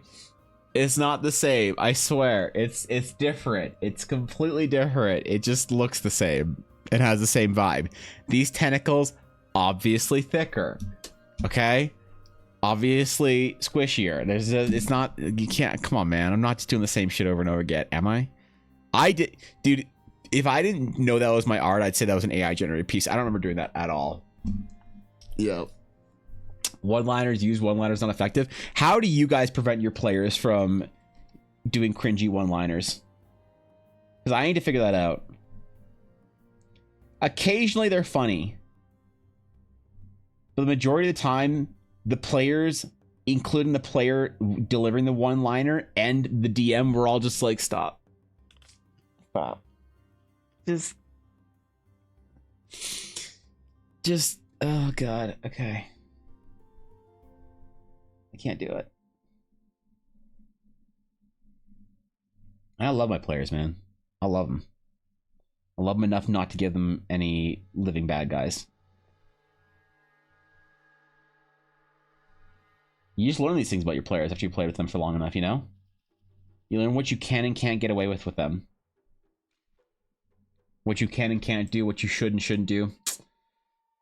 Look at the one say the one playing for they're the one paying for pizza that night. Yeah. Just if you make everyone in the part group audibly sigh or cringe, you have to pay for pizza. Schwarzenegger would say that it's a bad one-liner. Yeah, just try that again in a Schwarzenegger voice if you wouldn't mind. Just try that just real quick. Just say the same one-liner with like a weird like kind of mushed Austrian German accent if you don't mind. See how it works. No? Didn't work? Okay. Okay. We're going to leave that out of the records then for tonight. So, look, man, I'm just joking around. Okay, I love my players. I love them. They're great.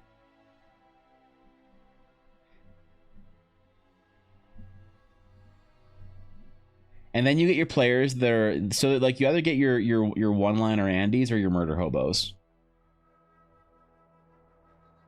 Right? And I think, you know what? Murder hobos aren't that bad. If you ever played a game with a good murder hobo, you know it's actually a good time.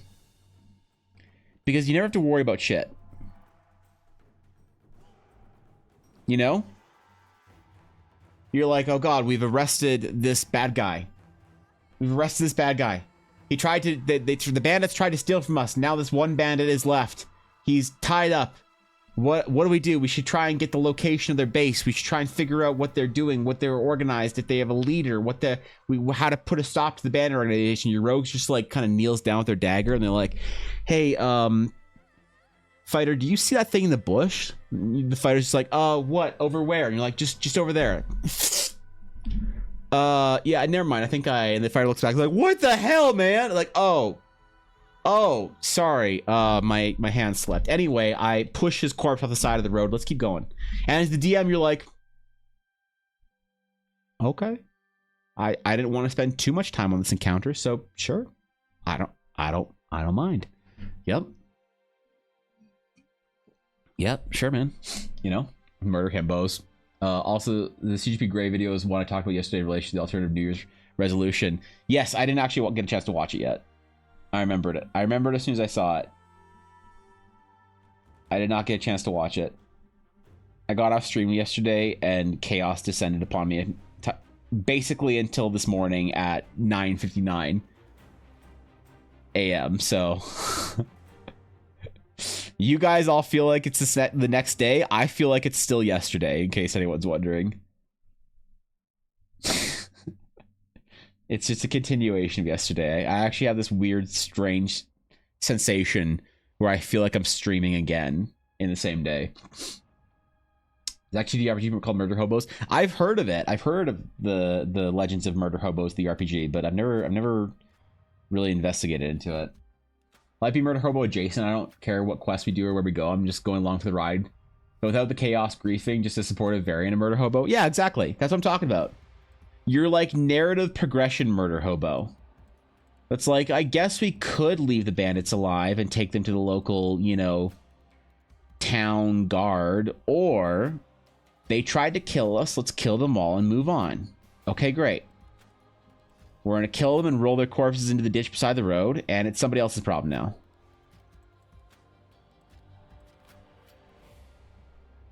And again, as a DM, I'm like, I can't blame. Like, I can't, you know? I can't really say anything against it. I kind of agree. I'm in support of this. I dig it.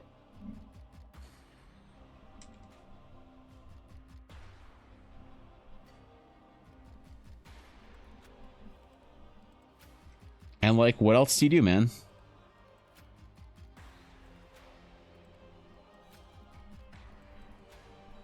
All right. All right. We got our Sage River thing going on here. Our Grassy Boy lands. I want to do more of these old temples that aren't necessarily like overtly astral sagey and more just kind of like natural, strange rock formations. Natural, unnatural rock formations. That makes sense. Probably doesn't, but that's okay. Playstyle is follow along with DM's plans and no derail here. Yeah, perfect. Perfect. That's what I like. Players that are there to have a good time and not rock the boat.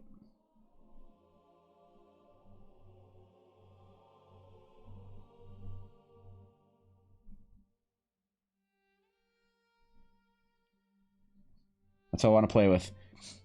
But like, actually, unironically, I need to play with people like that for the adventure, right? Because I have to play with people who are like as easygoing as possible for the play testing, so that I get the most honest sense of, is this a good adventure or not?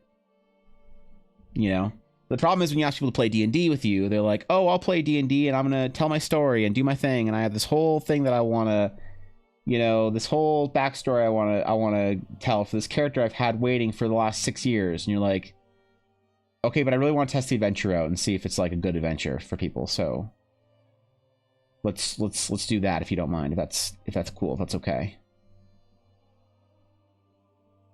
And some people are cool with it, some people aren't. It's okay. You just gotta find the groups that are. Find your tribe, your clan. And again, that kind of comes back to my whole point that I always make of basically all D&D problems come down to you didn't find the right players to play with. But there's something so dissatisfying about hearing that for people that they just don't want to accept it, you know? What's this button do? What? Soja, did you forget to cancel your sub? For 16 months? Holy shit, that's a long ass sub. Thank you, Soja. Thank you for forgetting to cancel your sub. Of all the places on Twitch you could have forgotten to cancel your sub, you chose my stream. Thank you, I appreciate that. Good to see you, Soja. Good to see you back in the guild for the month. Living the gaming life. That's a name. What's going on, dude? I'm usually free on weekends if you want to know derail a player. Look, I will probably be hosting playtests in the Discord early on this year for the not Horizon necessarily, because Horizon's already been playtested, but for Adventure 1. Horizon is the epilogue, episode 0. But I need adventurers for Adventure 1. And if I'm gonna kickstart it, like, I'm gonna need to have it be pretty on point. Oh my god, I make a Kickstarter tier for playtesting spots. Holy shit. No, bad Evan. No, you don't want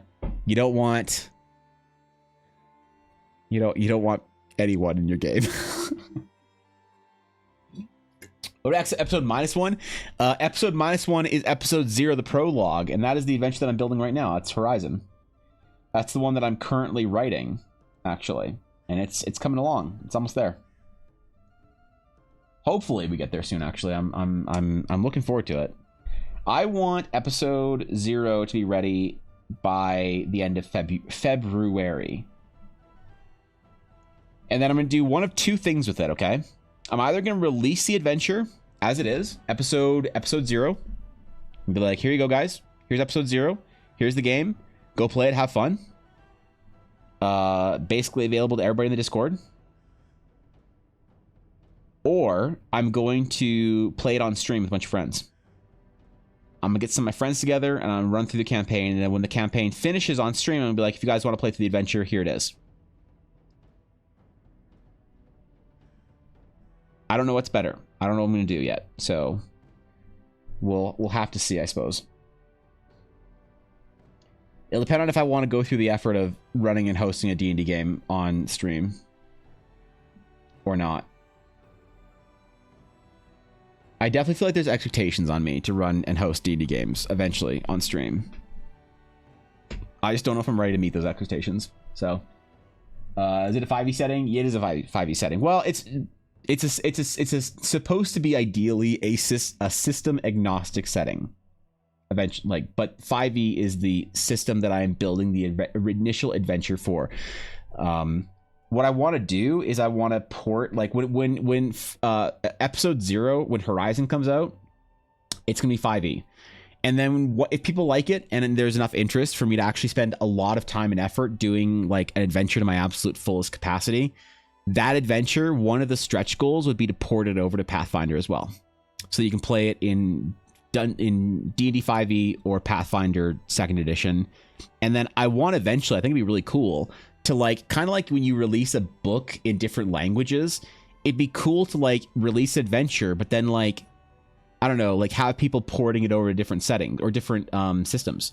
If people really want to play like a different system like Pathfinder, or you know, maybe even like weirdly an older edition of D&D, for example, as a thought, but more likely, you know, more independent RPGs or whatever, that'd be cool too.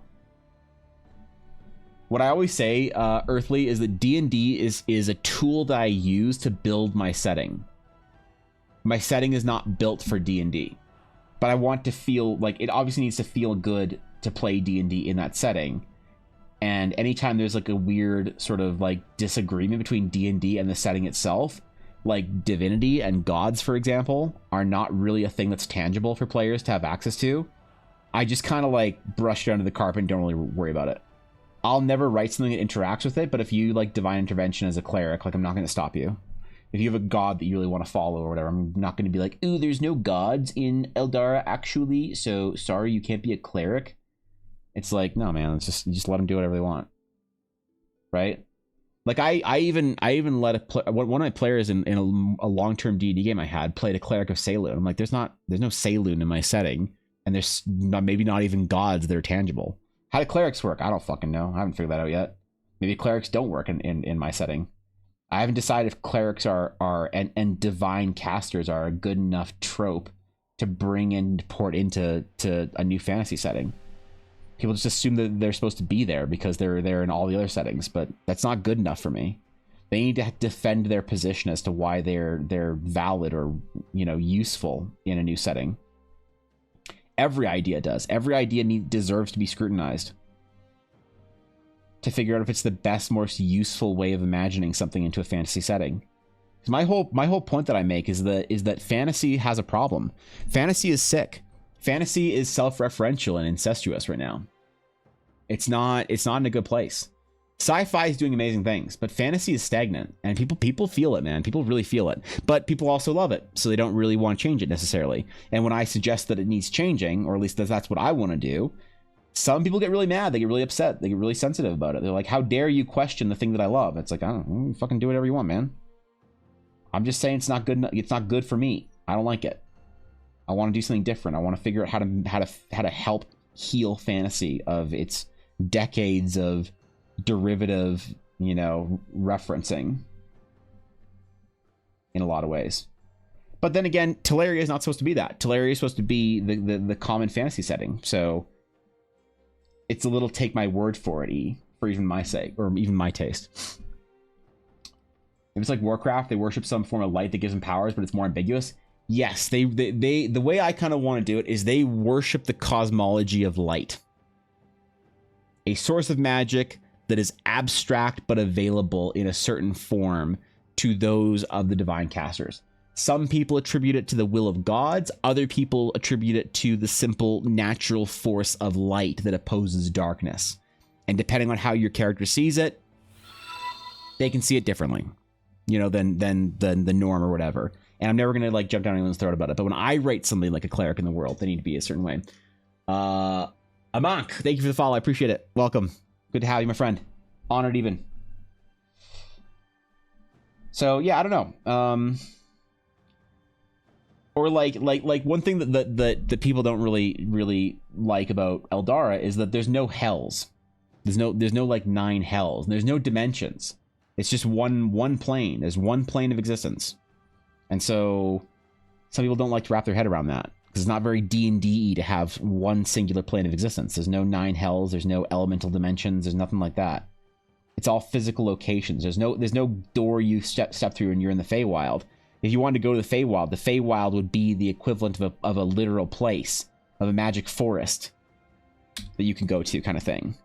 Where like days sort of stretch into weeks and eternity, strangely, as you're within the confines of the forest. You've been walking for 8 days through a forest that should take you only 1. How is that possible? I like that sort of way of handling things like the Feywild, instead of being like, oh, you go through a portal. That's cool. Thank you, dude. I appreciate that. We're doing a little bit of sketching and world building today, so we're doing some concept stuff for my game right now. Things I can give my players and say, here you go. Here's what you see when you go look over the horizon. Hopefully they'll like it. We'll see. But yeah, there's lots of things that the D&D needs to be able to fit into my world, obviously, and be able to be played in my world. But I never want to confine my world into D&D, especially like using D&D IP things. Like I'll never use anything D&D IP, like beholders, tieflings. I think mimics are also D&D IP. Things like that. I can't touch any of that stuff.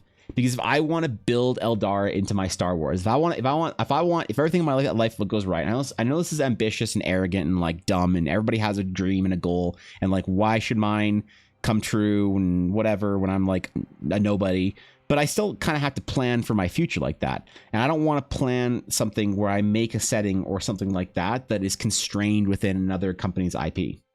So I have to avoid all that stuff at absolute, all costs. The technology in Eldara, like electricity, or is a magic punk style of world? Probably more magic punk. Yeah, probably more like if you're familiar with like Kaladesh, the Magic the Gathering setting. I like how they handle like technology. The problem with Eldara is like how do you take the ideas and tropes of sci-fi and bring them into a fantasy setting without losing the magic? It's really hard, I think. But there's certain ideas that we only get in science fiction, storytelling and novels and games and stuff that you don't get in fantasy. Certain vibes, certain concepts that I want to try and figure out how to port into my D&D games, if that makes sense, without bringing the sci-fi into it. Inspiring to do the same for my homebrew, especially with planes of existence being physical locations, with them being on different planets, sort of. Yeah, that's the way I handle it too. I don't have an astral sea. I have space. My whole setting is called my setting is called the Realms of Eldara. And the realms refer to different planets, where you can imagine that they're all like moons of Jupiter, right? And there's like 20 something moons, and they all orbit around this large, one glowing, shining world called Eldara, and nobody knows really what it is. It's like still a mystery to the players. And so each place that I design is a new planet. So the planet that we're on right now is called Teleria. But if you want a place that feels like the Nine Hells, that's like a hellish, fiery landscape, I have a planet like that. But it's an actual physical location, a world you have to go to. There's a world that is all ocean. There's a world that is, verdant life magic has taken over, and you get, trees that are thousands of meters tall, and beasts that are like kaiju that roam the mountain ranges, slumbering for thousands of years until they awaken, to feast on the world's natural resources or whatever.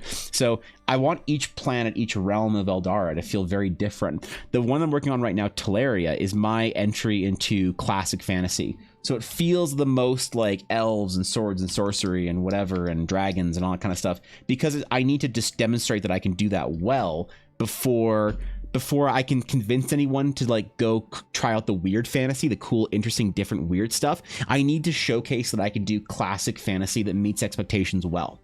And so like when I have my world map for Teleria, which is like composed of smaller maps that I've made so far, this is not my setting. This is one world, right? Like each one of these maps is a location within. Oops. There we go. It's a location within one world, but people say like, "Oh, that's your entire setting is like your world." And it's like, no, man. This incomplete world map that's like composed of like patchwork of maps that are in development or haven't been made yet is one planet. It's one location. It's one area, and I can't wait to like do stuff on this world, make an adventure, get people hopefully invested in it who think that it's worth their time, because like you can't make something that's not worth people's time and expect anyone to care. So I have to prove that the game itself is worth people's time to play in the setting and to play in the world and to play with the concepts. And then if I can hopefully convince people that I can do a good job with your adventure, and you can trust me and put your weekly game in my hands if you want to for a couple weeks here and there when I publish an adventure, then I can show them the cool places, right? But right now we kind of have to sort of like do something that feels a little bit more relatable.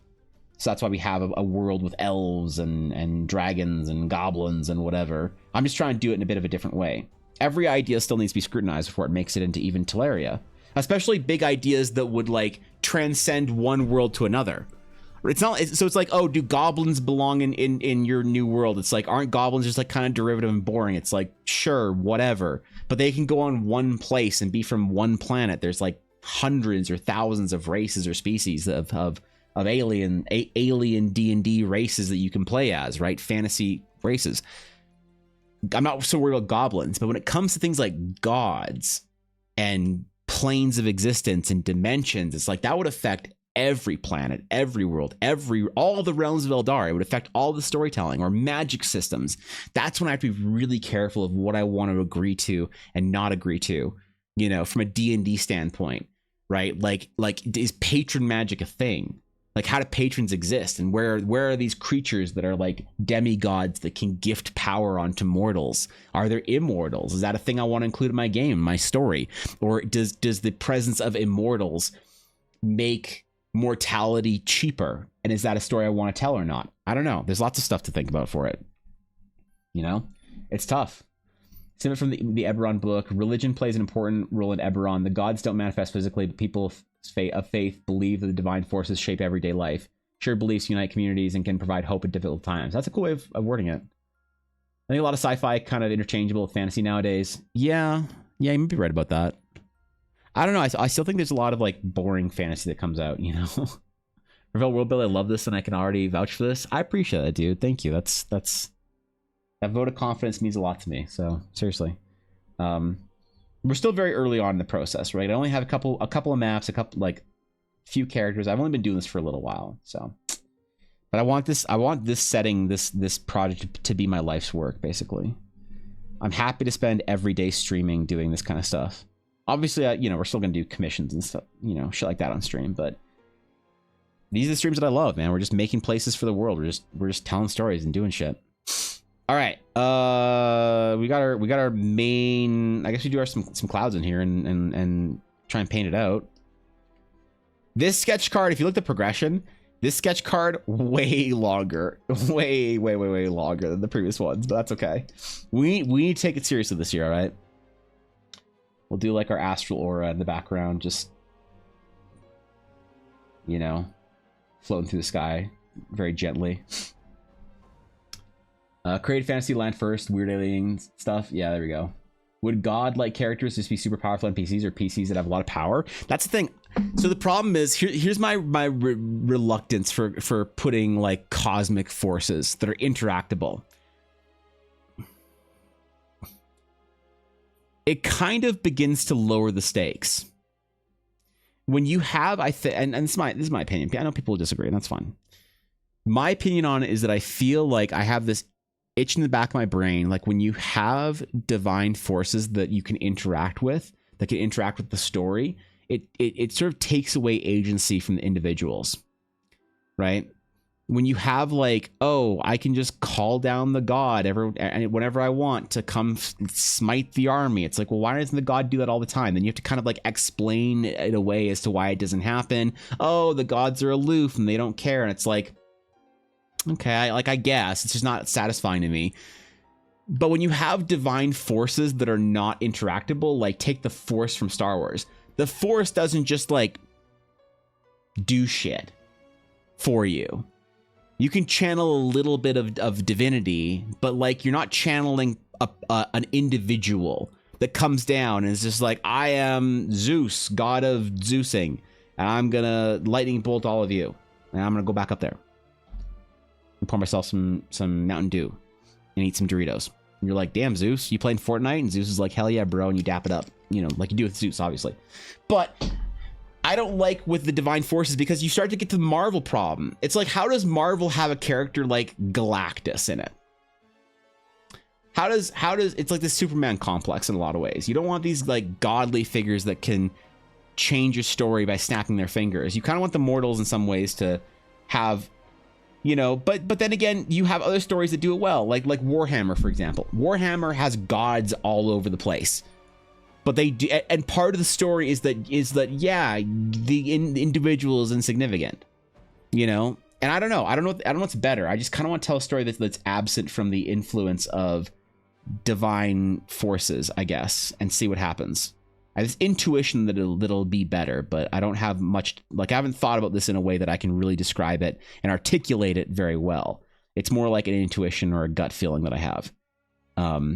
And I'm still trying to figure out how to describe it better so that I can communicate the idea more soundly and less sloppily.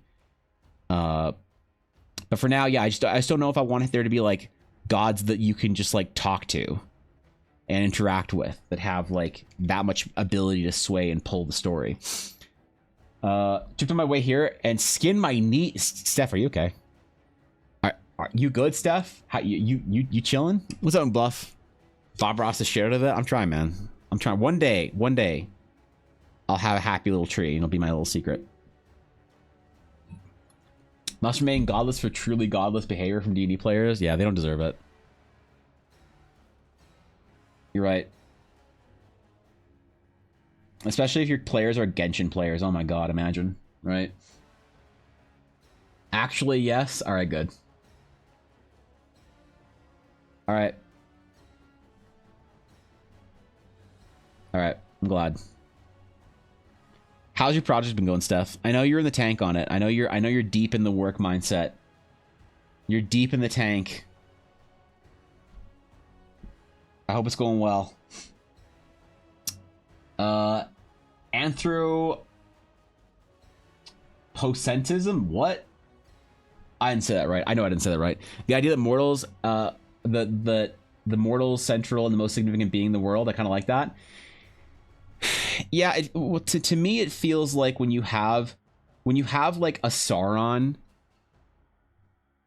in your world that's present, it makes it very difficult if your Sauron can manifest in the way that D&D gods manifest, right?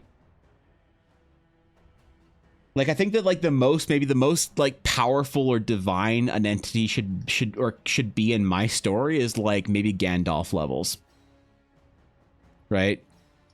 Definitely not. I don't know. Like I don't know. I feel like once you introduce a god that has personality and is interactable into your story, it's hard for things to like have certain amounts of weight to them. You know, it takes agency away from the mortals and thus the players. So it's going amazing. I'm a new woman. I'm even getting arts done. I'm proud of you, Steph. I'm proud of you. I am. I can't wait to see what kind of crazy ass shit you're gonna be doing, bro. Proud of you for doing your thing, for crushing it, for winning, as it were. You got this, bro. It is some composition practice. I've been trying to do more composition sketches lately, and I've been having so much fun. What brought on your desire to be a to increase your skill set in composition? Are you doing more illustrative stuff or what? Or do you just want to like frame your animations and sketches and stuff more? Is this for an end goal or is it just to overall improve your current work? Because either way, I think it's good, you know? I think it's productive. I support it.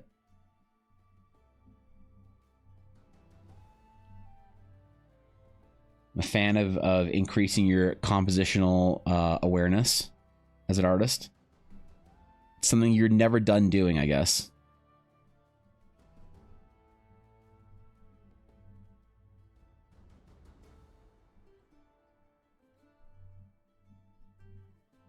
Who knows if Eldar will ever be something, but I have all these ideas that I feel like I should try and like follow through. Like you know, my whole thing for Eldar is I'm just trusting my gut. And like the whole thing about the divine, I couldn't necessarily have like a very satisfying debate with somebody over like, oh, well, here's why having gods in your world is a good thing. It's like, sure, you can probably give me great examples and whatever of why it's good and how it doesn't, you know, how it doesn't affect stories in the way that I'm worried. You know, like there's lots of stuff like that sometimes people will like challenge an idea I have, which I'm never mad about, but sometimes I don't have a satisfying answer. It's just like so much of what I'm doing is just a gut instinct. Like I think this is the way that I should write a story, and so I'm just gonna go do it because a part of me feels like you will never do something different and interesting if you don't follow that gut instinct once in a while, or maybe all the time. You know, you hear people who have like written great stories, like really great stories, like Tolkien or Lucas or whatever your favorite writer is. They generally have this sort of like almost like arrogant confidence in their own in their own storytelling. Like, oh yeah, it's gonna be fine. You know, like you kind of have to in some ways. Like you have to believe in your own work, even if you don't like have a good defense for it, as to why you're doing it. If you're like, I don't know, man, I really feel like this is the right way to go. It might be completely the wrong way to go, absolutely, and then you'll learn your lesson and hopefully adjust. But sometimes we see that where someone's just like, yeah, I'm pretty sure this is the way that it's going to be better. You know, whatever. Here's what we're going to do, and it works out, and you're like, oh shit, wait, that actually did work the way they wanted it to. Holy fuck. You know. I want to get better framing for animation illustration. I want to tell stories more effectively, and composition is a vital part of that. I put my sketch in Discord. Did you? All right, what do you got? Let's see what your training looks like. Where are we at?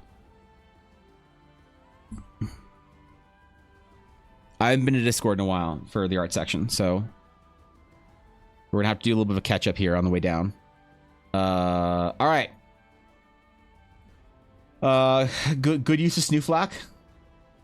Calling it the biblical Snooflack, that's terrifying, but also, yep. It needs an I for it to be biblical, though. But capture the expression, still very pleased with it. Feedback welcome. Ooh, Zibsy's showing off, man.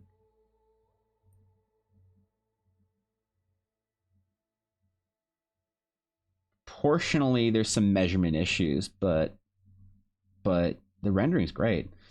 What we got? Gabby some characters. Venus with some paintings. Fuck yeah, man. Composition practice using scene from last night's Pathfinder session. Ooh. I see your rule of thirds.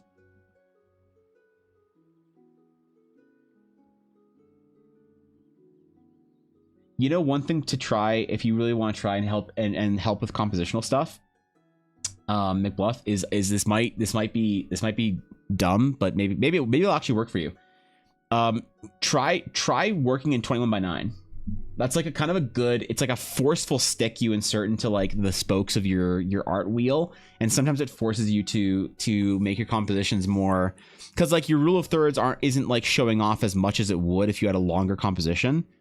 You might want to try some of that sometimes, is like expanding it or whatever. I see you go to like Twitter and look at concept artists, and so many of them still work at 21:9 even though they're not doing stuff cinematically, and you ask them why and they're like, cinema? But I like it. It looks good. See good direction, good eye movement. There's always something amazing. Hopefully, I don't know. Something though the Shadow to See is a core memory for me. Really? Oh, Steph. I appreciate that. What I want though, Steph, is I want you to be able to create your own memories in Eldara. Like I want it to mean something more to you individually than just like, hey, it's this cool thing that like one of your streamers works on. I want you to be able to play in the game and to really feel the world burgeoning around you, to feel like you have an Eldara that you own, that belongs to you. That's your version of the world. That's important to me. I don't know if that's going to be doable, but I'm going to try, man. Yeah, just try 21:9 stuff. There's like, I don't know, maybe I can find an example. Film.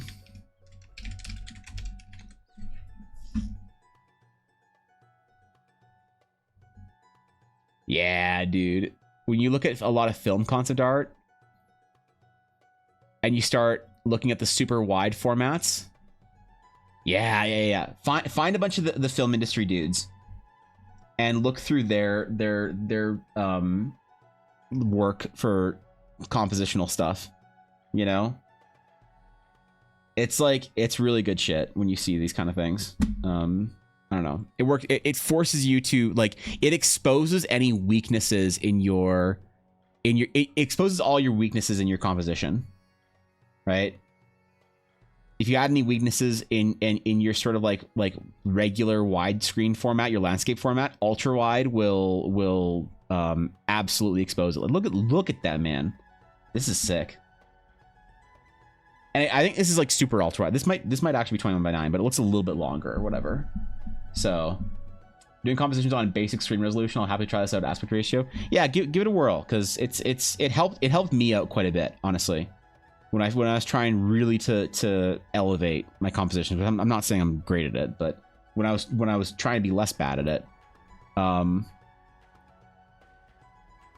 film is like really good for that. Oh, what? Stop. Ooh, I guess it's not loading anymore. Oh well, that's sick. It's actually a pretty good article, looks like. Yeah, it happen if I don't play D&D. I'm waiting for the graphic novels. Absolutely, hopefully, creating the D&D adventure is the first, hopefully, form of like interactivity that I have for Eldara. But like eventually, I want there to be narrative, like a linear narrative. I've thought about that a lot. Like, how do you create a good linear narrative for a world that you can also persist in? You know, like for an MMO, how do you create linear narrative that's important in an MMO that allows for players to still have their own stories within the world? And I think your world building needs to be really, really interesting. You need to have concepts to grab onto that are like cool enough that somebody wants to tell a story within that sort of like smaller area of the world, of the grand story. You see it with big like sci-fi universes that have a lot more space to work with. So like Star Wars does this really well, Warhammer does this really well, Mass Effect does this okay, but Mass Effect isn't as wide as I mean I guess it is. It doesn't feel as wide as the other sci-fi. But yeah, in general, it's like you want to have really strong concepts that players and storytellers would want to tell a story about this individual little thing right here, whether it's a conflict on a planet or whether it is a magic tradition that you can like tell story like compelling stories within that tradition, like the Force or like shard bearers or wizards or whatever it is. It's hard, man. There's a lot. And like, how do you create those great concepts? That's like, if world builders had that answer, they'd have something that's like they'd have their Star Wars. That's the thing, man. Everyone has these strong ass opinions on how to create that kind of stuff, but I'm always skeptical of like the like survivorship bias almost, or like the failureship bias on it.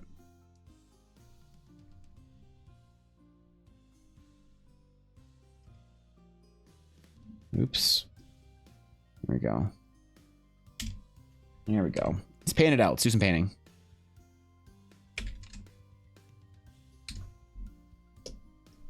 Let's get our character, or our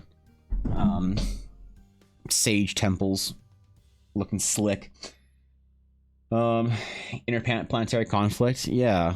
There needs to be cool things that the players can get invested in, that DMs can tell a good story around, that you can,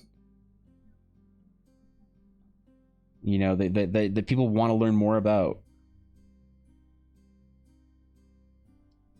And I think that having really strong like identity within the world, within like certain concepts, things like original ideas like the Force, for example, like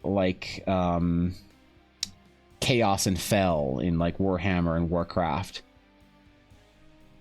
are important features to like help facilitate that.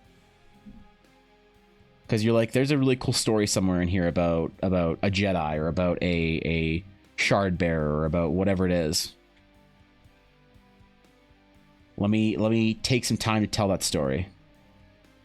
Because I think that like getting players to tell stories in your world is the same thing as getting like big filmmakers to tell stories in your world. It's like, why did Jon Favreau and Dave Filoni want to tell a story about a Mandalorian? It's because Mandalorians are cool.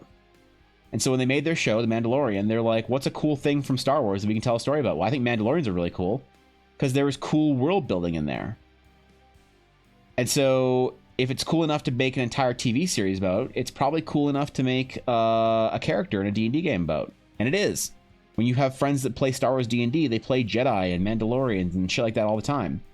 You have a lot of identity. You have a lot of confidence in it, you know, because it's a cool idea. And I think about that all the time. How do you create cool concepts for your players to want to grab onto and say, I want to be part of that? And that's tough, man. Are the stages conflicts going to be almost like monolithic structures that point towards the stars or temples? Depends. There's the new age sage temples and sort of the older ones. The newer ones are more sort of like grand feats of architecture. The old sage temples are all kind of like natural. They feel like naturally occurring rock formations, right? Like they're obviously not natural. You know, they're constructed in some way, but they're not like architectural. They're like naturally inspired in some ways, you know. The newer ones are maybe more like they feel more like they're constructed, whereas the old ones are just sort of like large jutting, you know, hollowed out rock cores from the earth.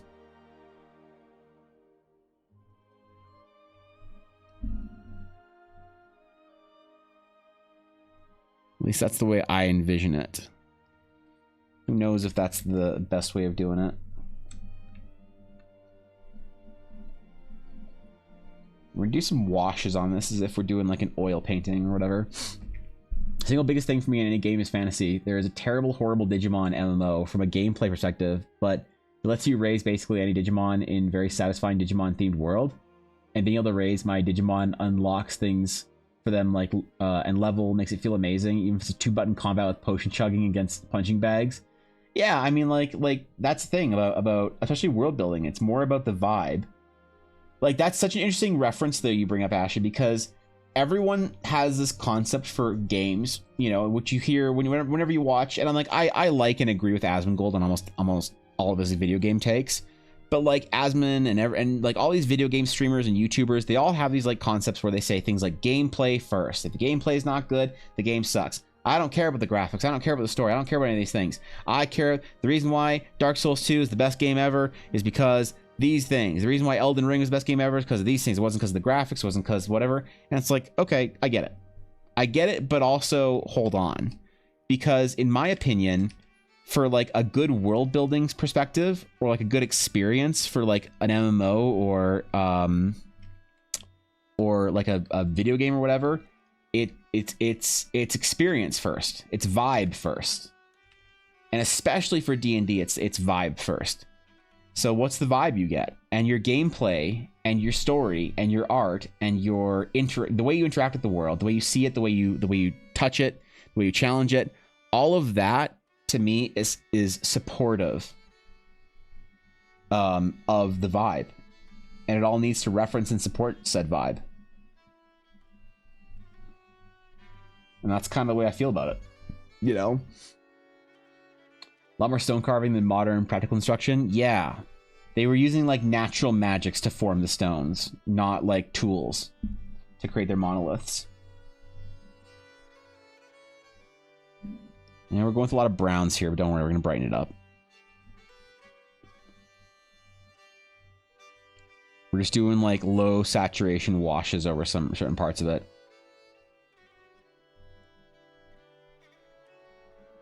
Seeing what sticks, where we want to keep it, where we want to brighten it up. So when we bring in our greens and our colors, our foliage, it like hopefully really sticks, you know? When we add our lighting and our highlights and whatever, it's all very tempered. If you can create a reason for people to want to play in Eldara, like every single time I look at the Star Wars, I'm just like, I want to be a Jedi and I want to feel it feel satisfying and I want it to feel like mine. I had more fun with SWTOR than I did with Jedi Survivor, even if Jedi Survivor is so much better of a single player game in so many ways. 100%. Like that's one thing that you see with like really great franchises is that people like cosplayers, for example, want to cosplay their Jedi or their Mandalorian, right? Versus a more character-driven story like Game of Thrones. People are cosplaying characters from Game of Thrones. They're not cosplaying concepts from Game of Thrones. So Game of Thrones isn't like as much of an appealing world to like live in or be a part of or to experience. People want to cosplay their Warcraft character or their Final Fantasy character, like Final Fantasy 14 character. They don't cosplay their, you know, favorite, Not to say these stories or franchises are bad, but they don't cosplay their Marvel like character. They cosplay a Marvel character, and it's very interesting when you're trying to design a world for the use of players, like building a relationship and like getting invested in it. You really have to think that through and think about like what are the concepts people want to be a part of, because that's how you create a good TTRPG world or a good MMO. It's a place with great concepts, a place with great ideas that you want to be a part of. You want to tell your story, your version of the Jedi, of the Shard Bearer, of the Sith, of the Klingon, of the whatever thing from whatever, you know. So you got to make it cool. So that's why I'm trying to make Astral Sages cool. I'm not trying to make cool Astral Sages. I'm trying to make the Astral Sage Order cool. I'm trying to make Astral Knights very cool. I'm trying to make Sky Knights cool. I'm trying to make individual like groups of people or orders or traditions or paladins or casters or whatever. I'm trying to make that thing cool and inspire story, as opposed to telling just a cool story about a character that does cool things. I think that's how you get people invested in storytelling in your world, you know? Yeah, I don't know. I think that's my gut instinct on stuff. One of my friends literally blew up as a streamer purely because they just cosplayed their 14 character. I love that. That's fucking awesome. I love that. That's great. Yep. That's dope. I dig it.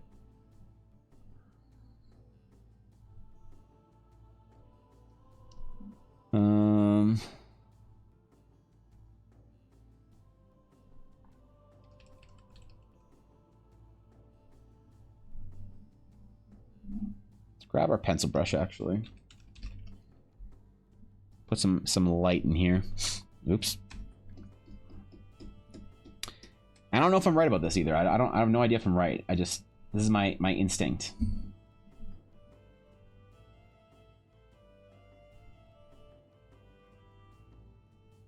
It's what I've observed from other games and franchises and things like that. Like, not just one glamour on or ears, they have different cosplays for all their glamours, slowly growing wardrobe. That's amazing. I want to check that out, actually. That's cool. I love how invested the 14 community is, like, compared to the WoW community.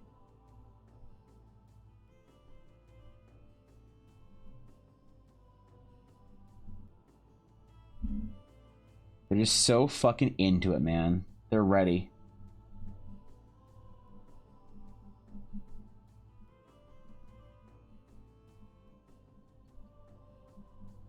They're ready to be called upon at any moment to, like, love their game and love their franchise.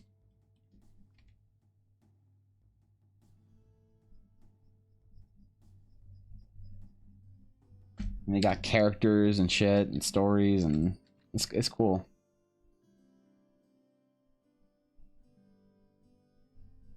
Try and kind of add in more detail here with our colors. We don't leave all of it for the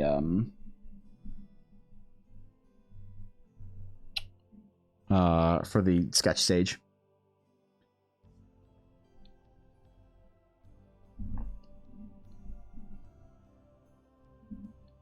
We need to do a little bit of texture though.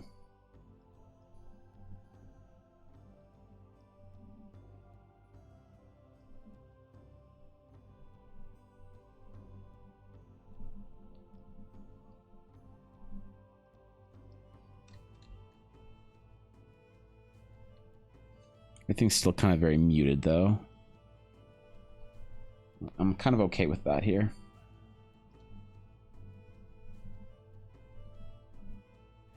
It's a good reflection of the theme of the adventure, I suppose.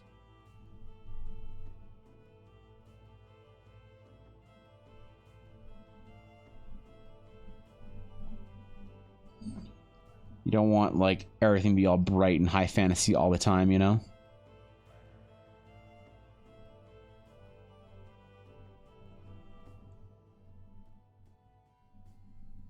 And then I wonder if we do like a little bit of dodging, actually. I wonder, actually, be kind of fun, actually. Let's try it. Everything about this concept stuff is all like quick, like speedy shit. Let's do. Doesn't really dodge on this color all that well. Yeah, let's worry about that.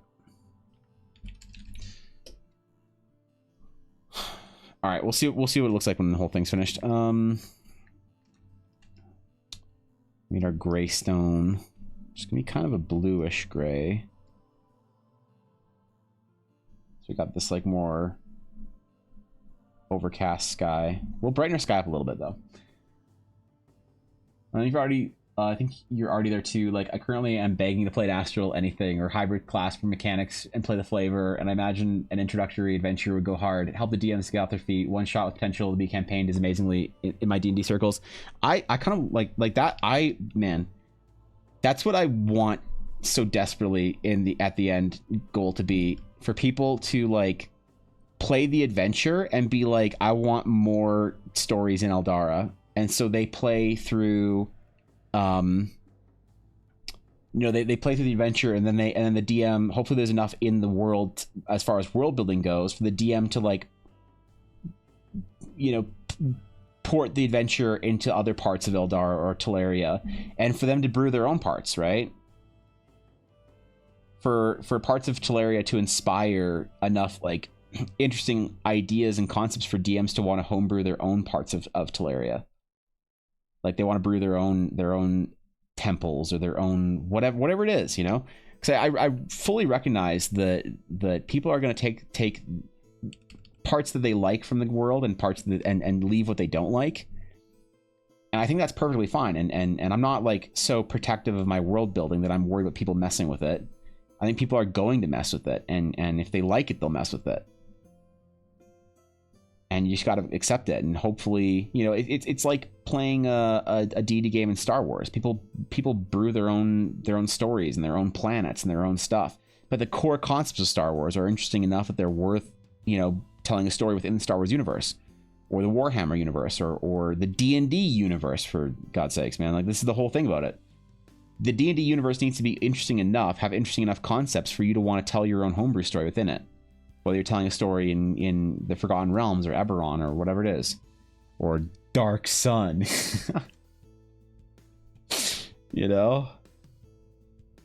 for that one crazy masochist that still plays Dark Sun. Working on Astral Sage is a villain. Really looking forward to getting the class details before finishing the story. That's sick, actually. I like that's damn, bro. A sage as a villain. I haven't written any as sort of as anything but like peaceful, I don't know, aids to the adventurers so far. That's sick. I can't wait for that, actually. That's awesome.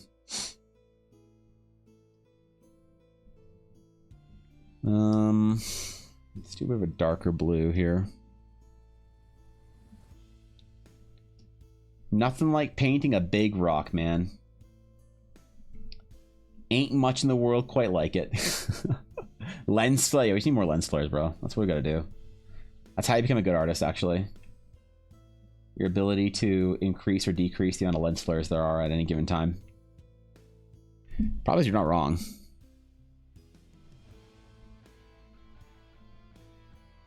Ooh, it's too saturated. That's too saturated.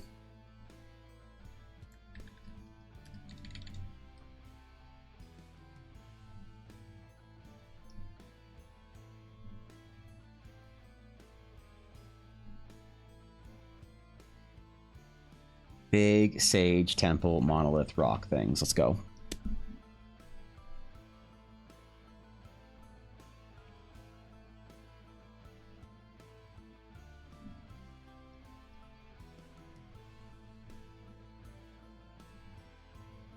Yep. Easy clap. It's like how I started my 4E campaign, literally running Koval's level 1 dungeon and keeping the town as they start a starting hub. Then I'm running keep on the Shadowfell, but very loosely. I'm blending and changing a lot of it. Yeah, that'd be great. Like if there's stuff that's worth ripping out of the Realms of Eldar adventures into people's home games, that's good with me, man. I'm totally fine with it, to be honest. I think it'd be a great honor to have parts of the adventure ripped out for people's home games. Because it means something when there was worthy enough for your home game. Like, that's my whole, like, mantra, is just I'm trying to be worthy of people's home games. I want to make ideas that are worthy of their time and attention. Because, like, if I want to make my Eldara be my life's work and I want it to work out in all the ways I want it to work out, how am I going to attract the greatest storytellers of our generation if I can't even attract people playing D&D at their home, you know, game kitchen table? Which sometimes are the greatest storytellers of our generation. You know? And you got to do it with concepts. But the thing is, characters are the best way to make it relatable. It's like, it's hard. You need to do both, which is why I think about the idea of a linear narrative, of like an actual story that goes along with it. I don't know what story to tell within the world. I don't have that good of an idea of what story I should tell within the world, even the slightest. There's so many stories, but I just... It's like, do I tell a big formative one of like how something came to be, or do I tell a small adventure and make it modest? Like, I literally don't know.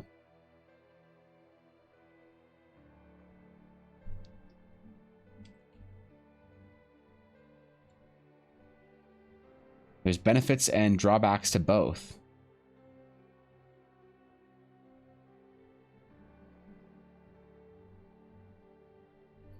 And I kind of want to stay more modest, I guess, for the start, because, you know, it's just easier in scope. And what's the best form to do that? To do like short stories, or to do, should I do like a graphic novel? And like, I don't know, man. Or is the best way to do linear narrative to have a group of players and play a stream game with them and to tell a story like that, like Critical Role style?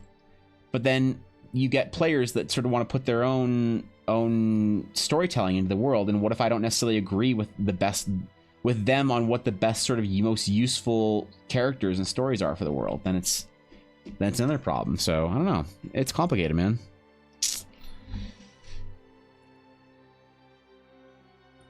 How's the creation stage class going? Good. I think I'm trying to balance a couple things right now. I've gone back to the sage cantrip because I'm still not entirely convinced that it's the best way of doing things. Having our really, you know, meaty cantrip casts feels a little bit, I don't know, OP sometimes, I guess. But I don't know. Never remove a good idea because you're worried that people are going to think it's too OP. Let them complain. Let them whine. If it's a cool idea, keep it. Keep it as a cool idea. If it's slightly overpowered in certain situations or whatever, like, meh. That's a price that I'm willing to pay in the name of it being a cooler thing in the world or whatever. Really benefit from having structure. Even if I ignore the structure, I can read an encounter and fix it, but it's harder to just, I don't know, 3 goblins, 4. Yeah. Yeah.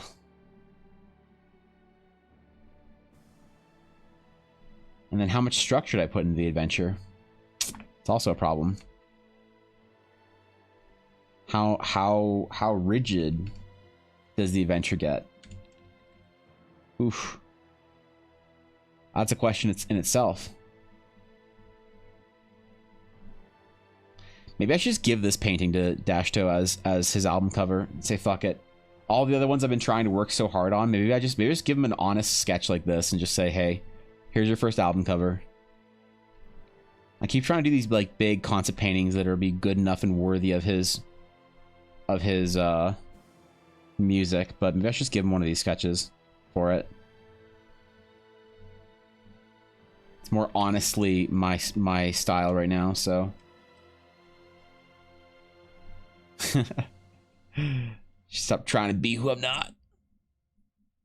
Or try even harder and get there. It's complicated, man. I don't know.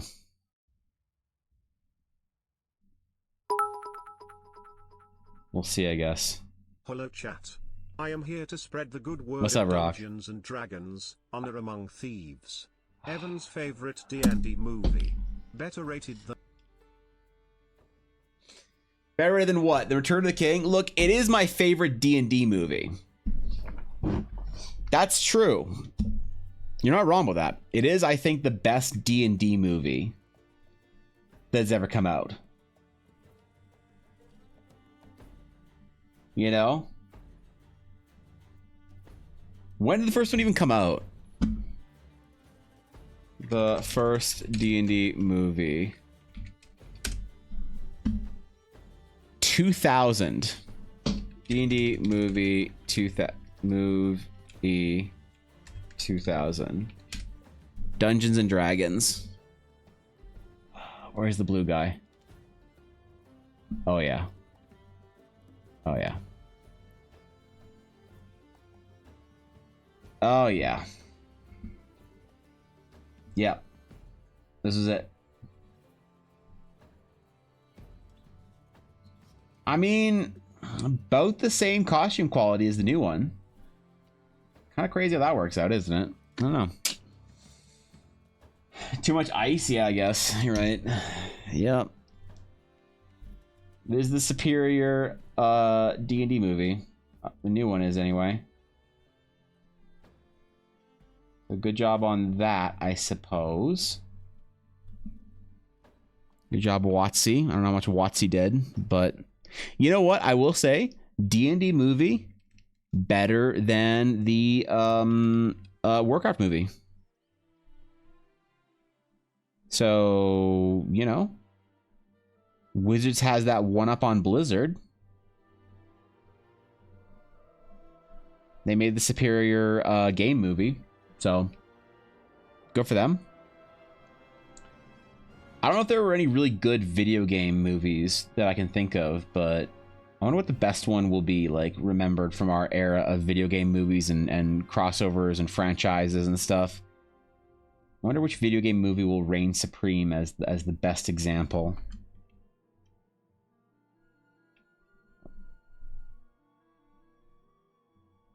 Maybe it'll be something like in 10 years, the Cyberpunk movie or some shit. The Baldur's Gate movie. I guess Witcher the series kind of was like a movie, sort of. So maybe the Witcher season 1 movie was pretty good, you know. Definitely Sonic. Oh god, I forgot that even existed. I was going through my mind as to which video game movies there have even been, and I didn't even consider the Sonic movie. Didn't cross my mind whatsoever. That's crazy how that happens, isn't it? That's funny. The Last of Us video game movie. Oh, The Last of Us. That's true. Tomb Raider. People love The Last of Us. I didn't play Last of Us. It looked boring as shit to me. I didn't watch Last of Us. Looked boring as shit to me. Not zombies and post-apocalyptic stuff. Not my jam so much. It's not interesting to me. So I can't say I'm really an expert on those, but yeah, people loved them, man. So that's a good point. The nerds liked it. They wanted more. Arcane was dope.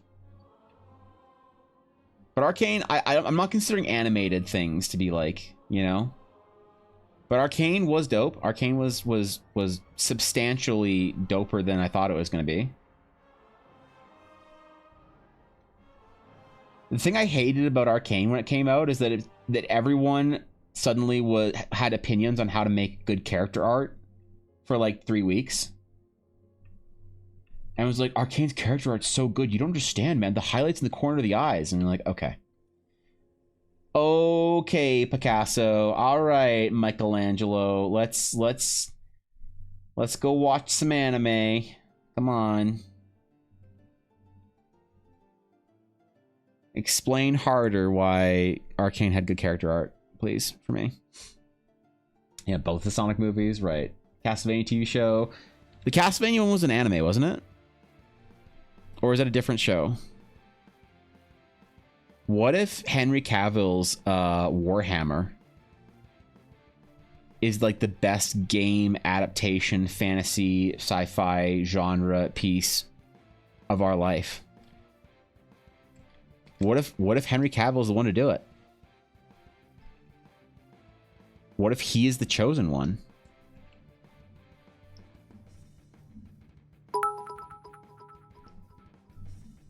Don't give me hope, Evan. Jesus, man. Don't put that evil on me, Ricky Bobby. Look, I'm just saying what if. All right? Like, I appreciate that in bits, but I'm just saying what if. Both were animated. Oh, okay. Wait, both? There was more than one? They've done more than one Castlevania thing? Like separate shows or separate projects or whatever? Really? I must be behind here.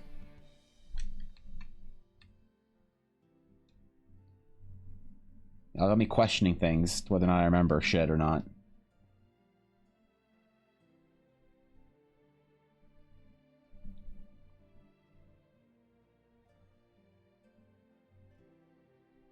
Probably I think Last of Us is the one that people will say is the best.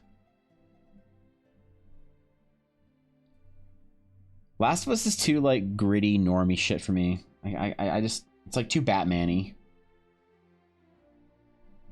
I don't know. Feels like it's trying too hard. But people love that kind of story, so nothing wrong with it, man. It feels like it's trying really hard. Again, not a problem. Just an observation. They're trying to do God of War. No. God of War doesn't need to be adapted. No. Leave Kratos alone. Let Christopher Judge, let Teal play Kratos and just leave it alone. Like, I would only be okay with God of War if Teal plays Kratos. That'd be the only way I'd be okay with that. I just want him to say, boy. Boy.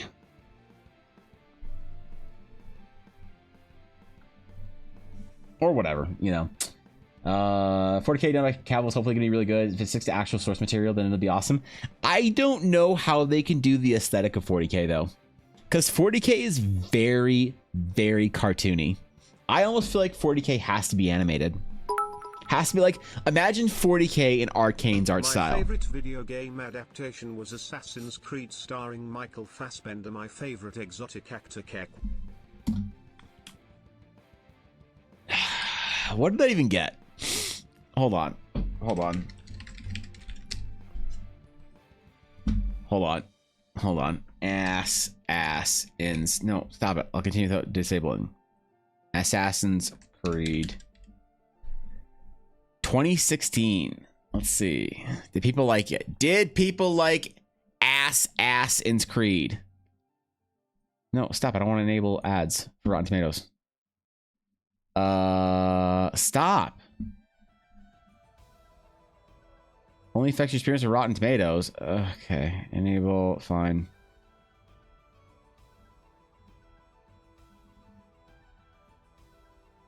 Stop. Oh my god, this is annoying. Okay, well, it's 18%. 18 and 42 for Assassin's Creed. That's pretty good.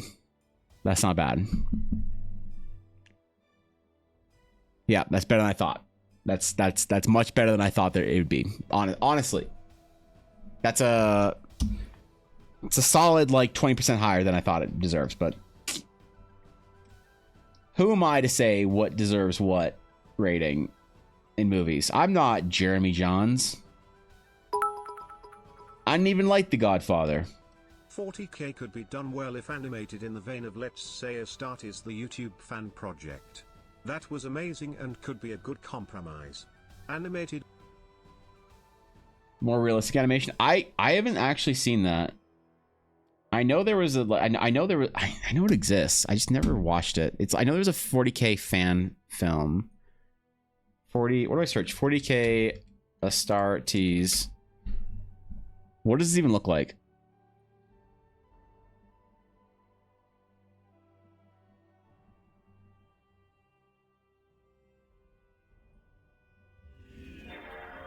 Ah, it's clever and cute. What do we got here? What do we got? Let's move this up. Let's move this up. What do we got? All right. All right.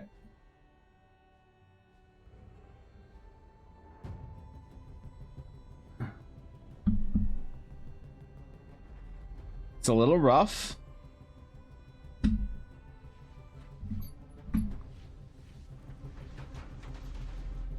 Little rough.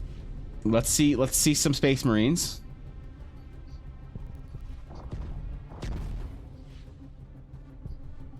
Yep. Give me a Space Marine.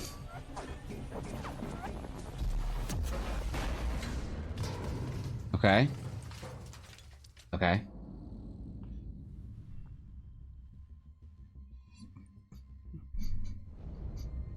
Everything's in the dark, so it looks fine.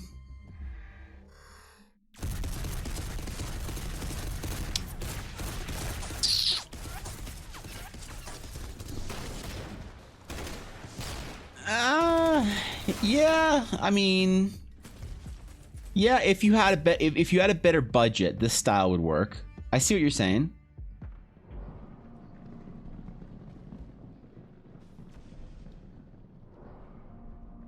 Oh, yeah, I don't know. I think something more artistically stylized would be better. Yeah, like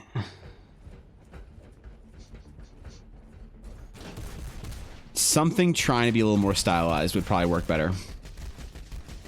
This is good, but I think it's I don't know. I don't think it would be good enough for like mainstream people to get into. You know, you watch off stream if you want. I don't want real stream. I'll probably watch the whole thing. Yeah, I've like recently gotten to my Warhammer 40k lore phase. I like realized that I was exiting my third life crisis, whatever, at 33, and so like when you hit in your 30s. As like a nerd, you need to start doing one of a couple things. You need to start getting into historical tabletop wargaming, or you need to start playing Age of Empires and Civ, or you need to get into Warhammer. That's like the options. So, you know, I had to pick the best one for me, for my family, you know, for us to survive and thrive. And so I've been on a 40k. Actually, I downloaded some 40k audiobooks. Because I had a whole bunch of Audible credits that I wanted to spend, and so I downloaded the first 6 like reading order audiobooks, and I'm quite enjoying the first one. So there you go, man. Even though I'm not dumb enough to actually play 40k, the tabletop game. Like, come on, what do I look like? A gamer? Third life crisis, those are rookie numbers. You gotta get those numbers up. I'm trying, man. When I hit my midlife, it's gonna be glorious. When I hit my midlife crisis, I'm gonna start VTubing. Cheapest option, 40k. Yeah, I would love to build and paint 40k like models and stuff like that, but I just don't think I don't think I'd have the desire to play whatsoever. You know, you bring your whole army, and then your friend brings their army, and it's like, all right, you're gonna spend the next 4.5 hours deciding whose army's better.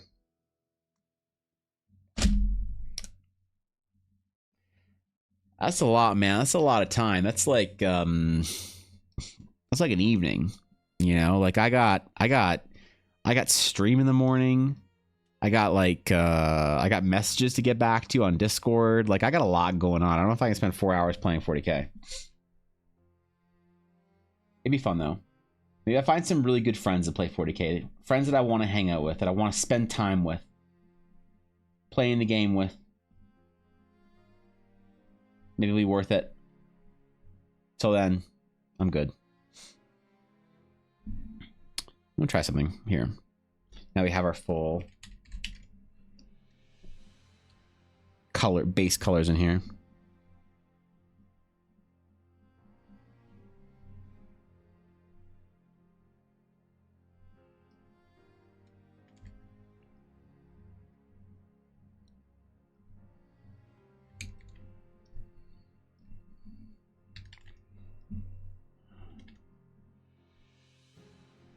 Yeah. No. Keep it desaturated, man. Nice and tight. Okay. Oh, we gotta start on this one. Do cats have midlife crisis every life, or do they have like the fifth one? I think they have like a. Man, I don't know, man. I don't know anything about cats. Cats scare me, bro. I don't know. I can't speak on cats. That's a good point, but I just don't know. I'm not like my emotional damage never manifested in a way where I would think about buying a cat. Right? Like my parents hugged me when I was growing up, for instance. You know, so I don't need to buy a cat. Right? Like I have a wife who loves me. So it's like I'm not really the market for, you know, the target market for owning a cat.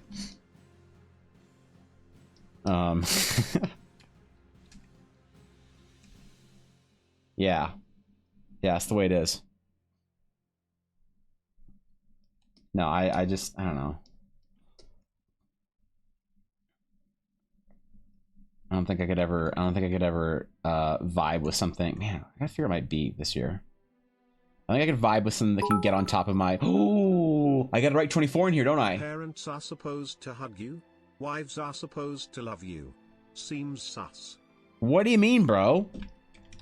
Don't worry, my parents don't hug me anymore. They divorced. It's fine. It's no.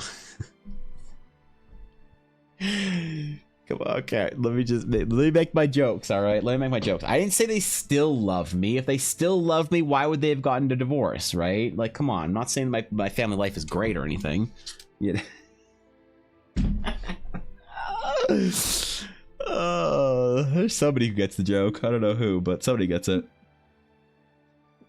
Yeah, thank you 100 bits rock. But yes, wife is supposed to love you. Supposedly, I don't know. I keep trying to get Ella to stop, but she just won't. So it's rough. What do we call this place? I don't know.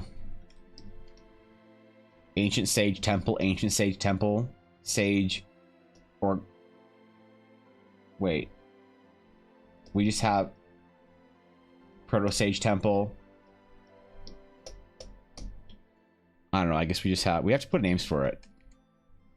Sage.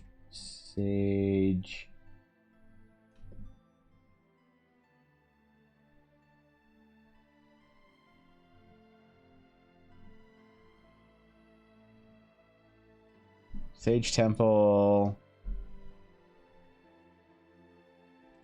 Or maybe we say, This isn't a Proto Sage Temple. It's also not a Sage Temple. So I guess alright, Ancient.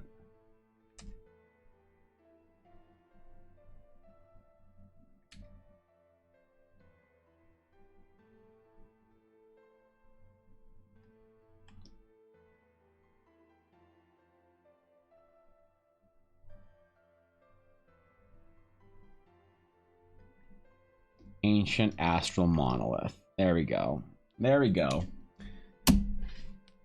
Where is Stonemark Relic Coast? I don't have a name for the area yet. A lot of the sagey stuff that I draw, I'm thinking about the location of the world as it being across the sea. Like there's a lot of the sage. So the eastern continent has our big rune sites, right? All of our rune sites from the Relic Coast all the way down through, like in the Kelhat article, I talk about how the like ancient nomadic tribes would basically roam this region, going to all the different temples or the different like not temples but rune sites, right? The big rune, the Eldari rune sites. But the actual Astral Sage order is kind of located in like this area here. So a lot of these ancient and proto temples are kind of like somewhere in here. Lots of like grassy landscapes, you know. I'm kind of envisioning it in an area that doesn't have a name yet. So, but we do have some town names here. We have Strathhold and Dormanstrad and Therengard. So we have some like human-y sounding locations here, but Yeah, somewhere in there. I don't know. This is a nice one, actually. I like this one. Let's post it.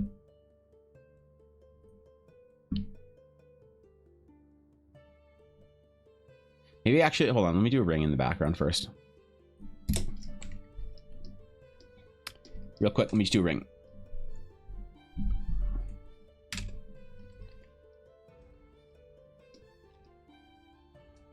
Floating in the sky. Actually, let's do an Eldari ring, not a Sage ring. Actually, fuck it.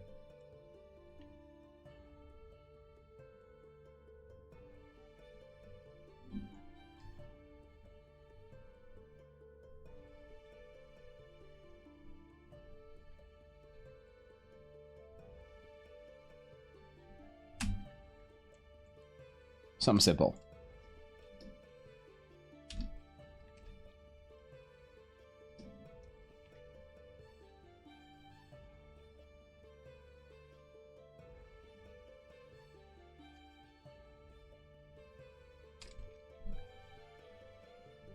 Hiding behind our clouds. There we go.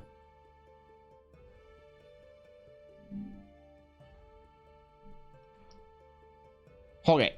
Now we're good. Now we're good. Is there a giant desert? There is. There is. The desert of Lem Ashir. It's showing a sec. It's right here. Actually, we've kind of finished the map for it. Maybe we should post it on here. It's not quite done, but mostly done. Oops, let's get the other version of it open.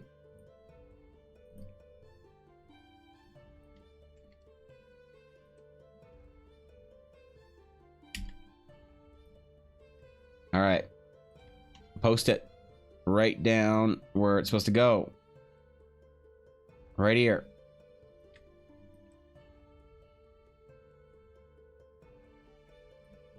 There we are. I think that's right. That's about right. The Lem Ashir Desert. This entire area here, known as Old Kelhet to some, is the Lem Ashir Desert. And then, of course, there's more desert over here, but no one cares about this area over here. That's why I haven't made a map for it. No one gives a shit. I only have a couple more maps to do, actually, for this world before... I think, like 4 more. This one... Oops. This one, and then I have 3 outlined here that I want to do. So 4 more maps, and then the world map can be made, actually, which is going to be kind of crazy to think that a world map is actually made. Okay,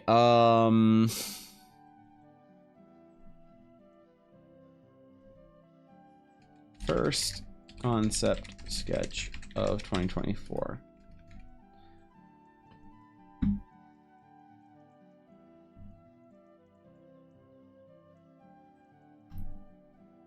There it is. First of the year. I'm actually missing Teleria Geography 101. Yeah, don't worry about it. Probably some dumbass shit nobody cares about. Some stuff about elves or whatever. Yeah, I don't know. Some nerd stuff, Cobalt. That's a good one. I like this one. This is a good one. This is a nice card. Nice visions of Teleria. Okay, let me get a drink real quick. I need to get new water, I think. I'll be right back.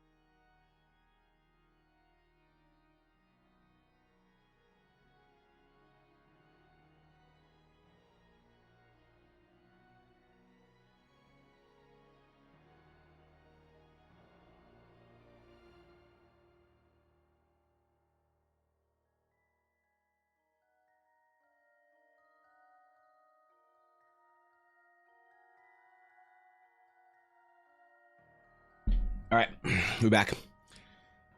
It's a great sketch, GG. Thanks, man. Glad you like it. I appreciate that. I tried hard on this one. I wanted the first sketch of 2024 to be memorable. All right, unlike the rest of this garbage, this absolute trash-tacular filth that I produced last year.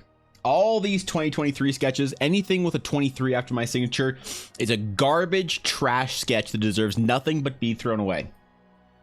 Most importantly, the item sketches on Fridays. We should get rid of those. Yep, we should get rid of them. Let's just let's just get them out of there, man. I don't know. I feel like I should do. I've been trying to do some like landscape painting.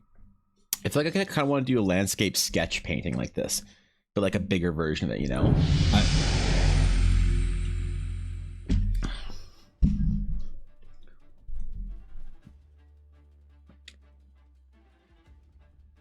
Rock. For saying sketches are garbage? Rock, the subs aren't on sale anymore. You can't gift subs. You can't gift subs. There's no sale anymore. They're full price now. All right, chill. Jesus, what the fuck? Listen, I need you know. Okay, all right. I'm sorry, sir. I'm sorry. God damn. Jesus, dude. Thank you for the 5 subs. I appreciate that. That's more than my trash art deserves, but I appreciate it more than you know. Thank you, Rock. Thank you for not only supporting me and saying, hey, here's some subs.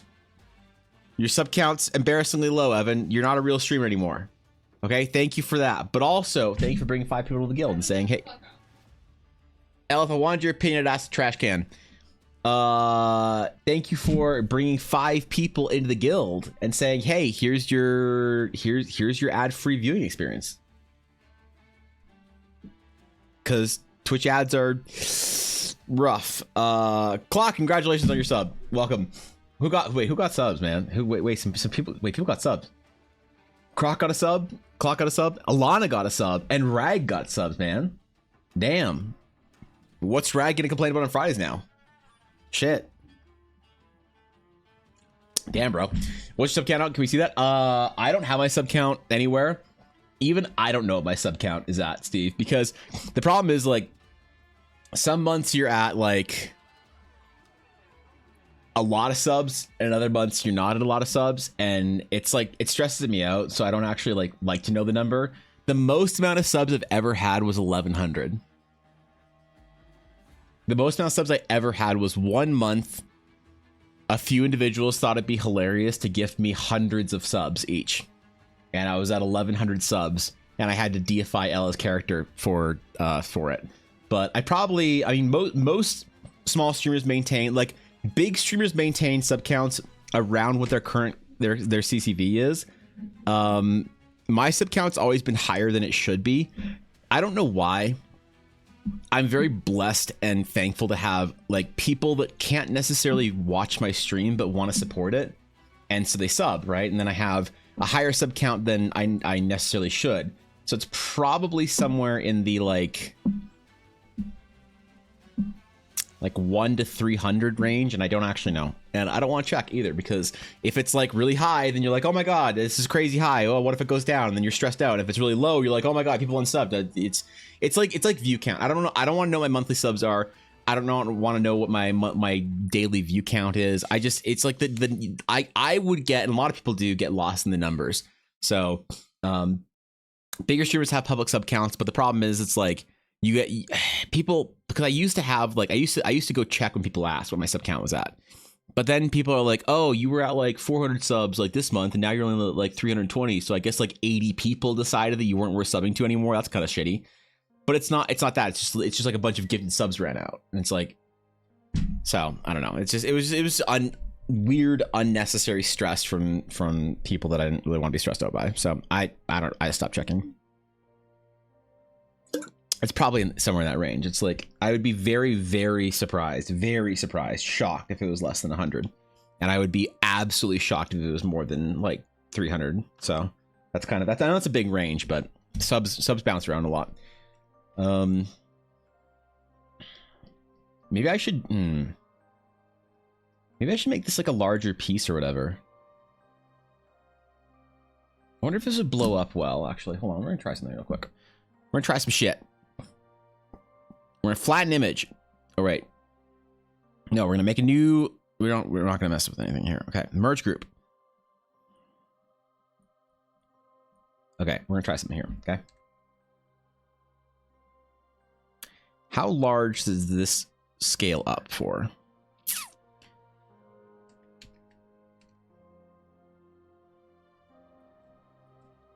How large does a piece like this scale?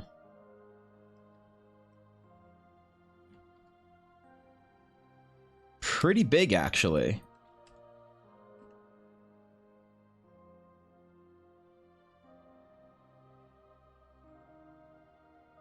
I wonder if we could make... So we've got a project here we need to do at a certain point in time. Okay, we need to make an album cover for Dash Toe so we can actually start putting his music on Spotify for the Realms of Eldara. I wonder if this would work. Actually, we're gonna try something out here. Okay. 1, 2, 3, 4, 5, 6, 7. Let's do 7 inches.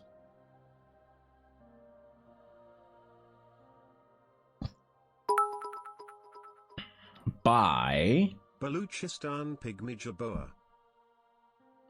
I don't know if that's a rodent or if you just cursed me. I'll check though.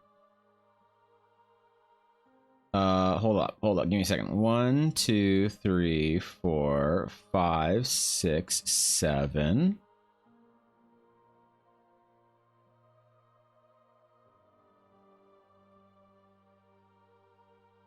Okay, hold up.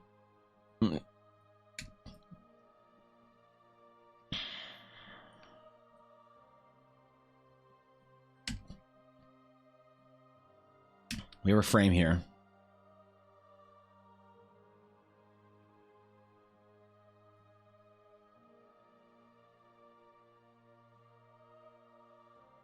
I don't think a sketch would work. I think it's too much. There's too much dark. Like, yeah, I don't think this would work for an album cover. No, it's not quite detailed enough.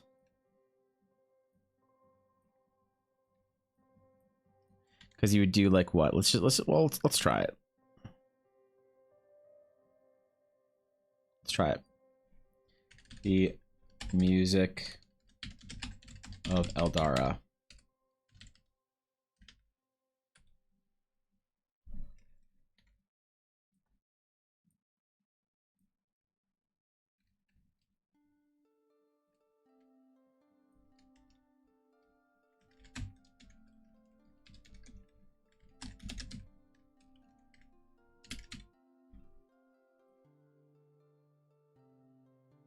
Yeah, no, it's too doesn't work.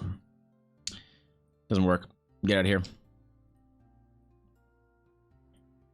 We need to do an actual proper piece for him. Ugh, that sucks. I've been trying so hard to do an album cover for him. Okay, what are we looking at? Off the hospital air chat. Happy looking stream. Thank you, Rock. Enjoy the rest of your day, my friend. Dashing look, good looks, something like that. You know. I only demand our Ella appreciation redemption be returned to the guild. What? Why? What are you gonna do with stuff? What plans do you have? All right. Let's see. What do we got?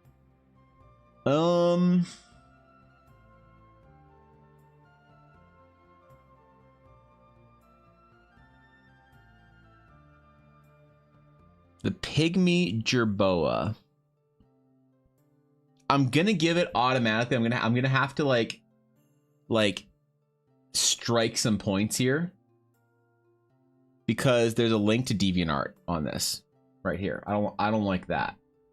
I don't like that. But I would give it on the rodent scale. I'd probably give it like a. This is a strong example. probably like an 8-9. Yeah, like probably an 8-9, I think. I think this is a solid 8-9. Yeah, this is good. This is a great rodent. Average D&D player on their first session, though. You know what's right.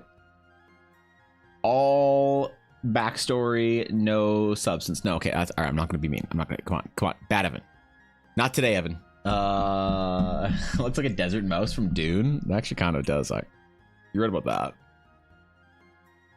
You are right about that. That's a good call. Good rodent. Good reference. Love it. Hold it with both hands. No, stop. You can't have one. It probably carries disease. What do you mean? Love, but it carries disease. You don't touch the rodent. Never touch the rodent. All right. I would use it a lot. I have 250,000 channel points and nothing to spend them on. Oh god, what should I do with my channel points stuff?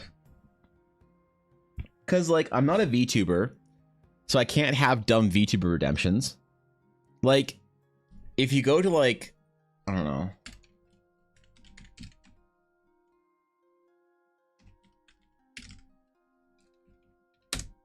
All my VTuber friends have dumb like redemptions and shit. Look at this. Look at this. Amma is dumb, Smooch, Hydeweight, Huzzah, Cupid. This look, we were already at like 9 redemptions. 12, 15, 18, 20, 1. It's like 25 redemptions in here, dude. Like what the fuck? These aren't expensive though. So like yeah. If you want expensive ones,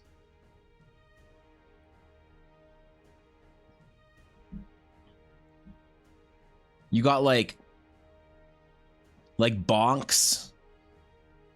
You got rip. You got custom stuff. You got a quote from me. Like, I don't know what to do with my channel points. I don't know what could I do with my channel points that wouldn't be destructive to the stream, disruptive and annoying. That'd be fun. Because I used to have a redemption people could redeem for prints. Where you could get like a print card in the mail or something like that. People wanted, but people didn't really like spend their points on that for some reason. I don't know. I only sent out a couple of those. Most people would rather redeem their points for just the microtransaction where you don't get anything than redeem for something where you did. You know? So I don't know. I don't know what to do with my channel points. The only disease it has is diabetes because it's so sweet. Stop. No, don't hold the rodents and the plague. That's just personal. Soja, the plague is not a personality quirk. The plague ends bloodlines. It destroys generations. It saps entire kingdoms and continents of their life-giving forces. Okay? Don't touch the mouse. This is why I don't know if this is true. But isn't this why medieval like witches were thought to have cats? Because if you had a cat, they'd killed the mice and then you didn't get the plague or something like that. Isn't that a lot of people wait, it's a lot of prep to skin your as a VTuber on command.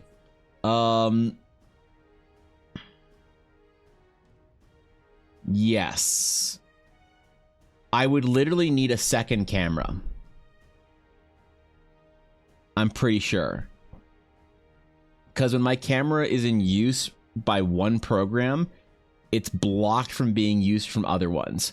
So I couldn't just have like an Evangeline redemption unless I got a second webcam, which I don't want to do because that's annoying. You have more hats, redeem a hat change, 100k channel points. I do have hats. I go through hat metas. I usually keep a hat on for like 6 to 12 months. I think I've had this one on for about a year now. I get switch hats today. I think I have a different hat. Maybe I might my blue hat. What if my blue hat looks good on my new camera?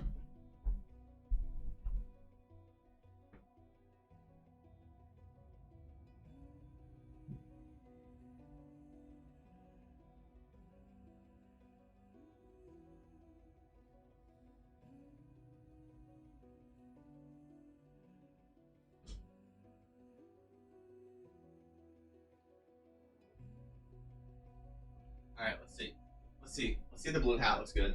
Cause like I got a new camera. When I've had hair shit. I got a new camera when I changed. It's a bit big. Hold on. That's some substantial hat hair right there. Holy shit.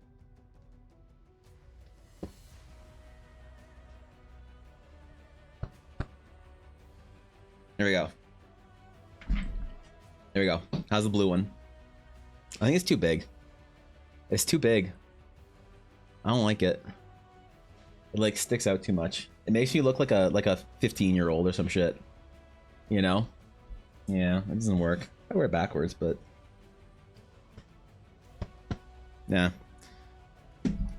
We'll stick with the well-fitting Jordan cap, I think. Leave the Overwatch World Cup snapback. We'll leave it for a different day. There's a theory that plague was spread easily through rats because of cat population got killed off during the witch panics. I thought the witch panics were because of the plague, not the other way around. Isn't that, or maybe it happened at the same time, actually, I don't know. You'd be right about that. You do like I do, Evan, have a VTuber stream redeem that makes you do a separate stream as one? Here's the problem.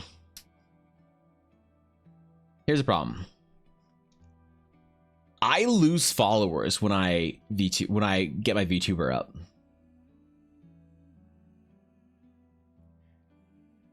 I don't know why, but like my mods can check my board on this. Any day that I VTube, I lose like 3 to 8 followers, which means like 3 to 8 people come in, see me VTubing, and are like, no, I'm out of here. I'm gone. What is this shit? Get out of here. So I don't want to just have a redemption that's just like lose like half of your week's followers that week. You know, that's what that redemption says to me. It's not like have a fun VTuber stream. It's like lose like half the followers you got in the first half of the week. So, yeah, I don't know. Yeah, I'm jealous, Ashley. I want Subway. I haven't been able to eat Subway in like a year, but I miss it. 1,000,000 points for VTuber mode. 1,000,000 points. That'd be a lot, dude. A whole ass million. You just weeded out people that we didn't want here. I don't know. I think a lot of people. You know, I don't want to like. I don't want to. What's the word? Isolate.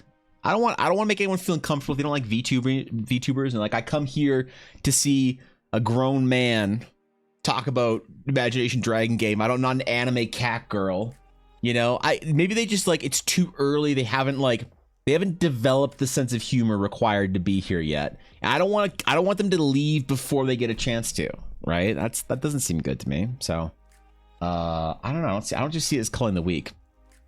They shouldn't be here in the first place. Just saying. I don't know. Maybe. I killed a few of my redeems because of that. There's some redeems that are fun for the redeemer, but not for everyone else. That's the problem. What would I do with channel points that wouldn't be fun for the person redeeming it, but not fun for everyone else watching, especially if it's redeemed more than once, right? Like the Ella Blackwood sponsor segment is fun once a stream, maybe. It has to be at the right time too. But sometimes I'll be like in my intro, I'll be like, all right, guys, we're going to talk about doing some cool painting stuff. And someone redeems the sponsor segment. It's just like, I mean, I'm talking right now, so I'll get to that later. And then they're like, well, you didn't do the thing when I did the redeem. This is unfair. This is bullshit. And it's just like, okay. All right. That sucks. Yeah. Well, somebody's mad. So, you know, I don't know what I'm open to ideas and suggestions of things I could do with my channel points. I just don't have any good ideas or suggestions right now. So, my game Subway. I've been having some stomach problems over the last year or so, and things like garlic and onions and certain foods just tend to really not sit with me well anymore. And Subway, they put some like I've deduced that they put some kind of like an oil on their bread that has like good stuff like garlic and onion and herbs and shit like that, like delicious ass shit. But yeah, I just can't eat it, and you know, it bothers me too much. So I miss Subway, even though I know Subway is supposed to be a meme that everyone hates Subway. I actually really miss it. I lost a lot of weight 2 years ago, or the last year, yeah, the year or two, whatever. When I started this, I lost a lot of weight by eating Subway, because I would buy a Subway sub, and it was like 1,200 calories or whatever, or no, 800 calories. I forget. It was like either 8 or 12. I think it was 12 with cookies. And that'd be the only food I'd eat in the day. So I'd have my food, and I would know that I have like this 1,200 calories, a certain grams of protein, certain gram of carbs, whatever, and some cookies. And I'd be like, this is the only thing I'm gonna eat today. And then I'd spread it out through the whole day, and actually help me like regulate or manage like lowering my consumption of food when I was first trying to lose weight. That's how I lost the first like 30 or 40 pounds, was just strictly like strong regulation of my calories. And Subway actually was good for that. So because you put it in the fridge, right? What about a redeem to make Ella stream? I have been trying to get Ella to stream for months.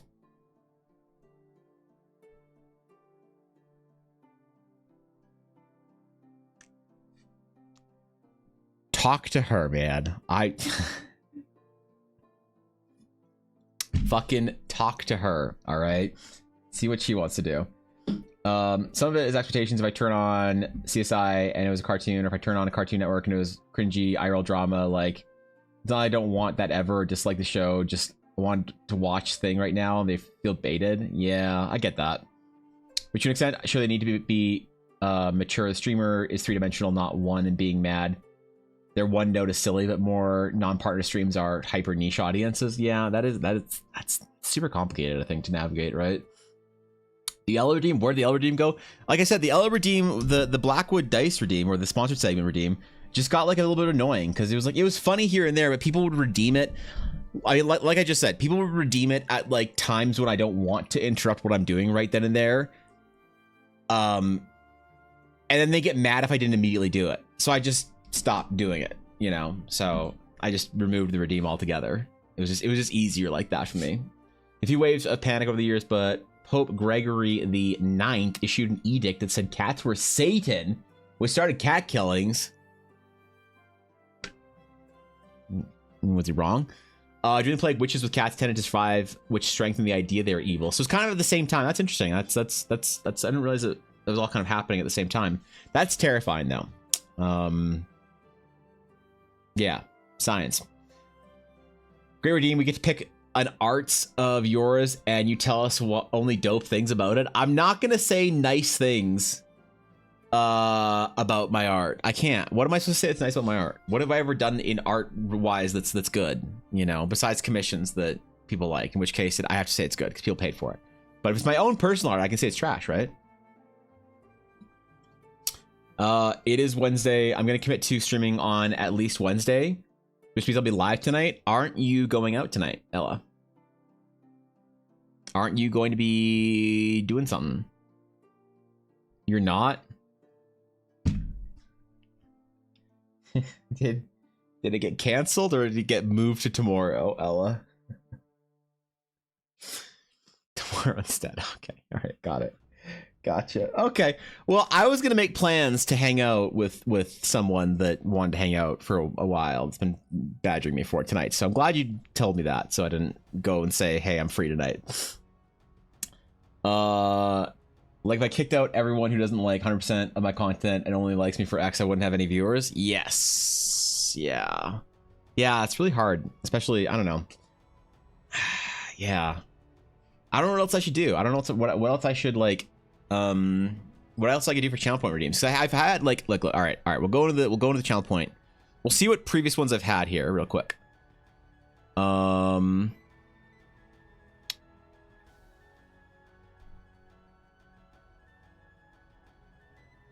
Wait, what?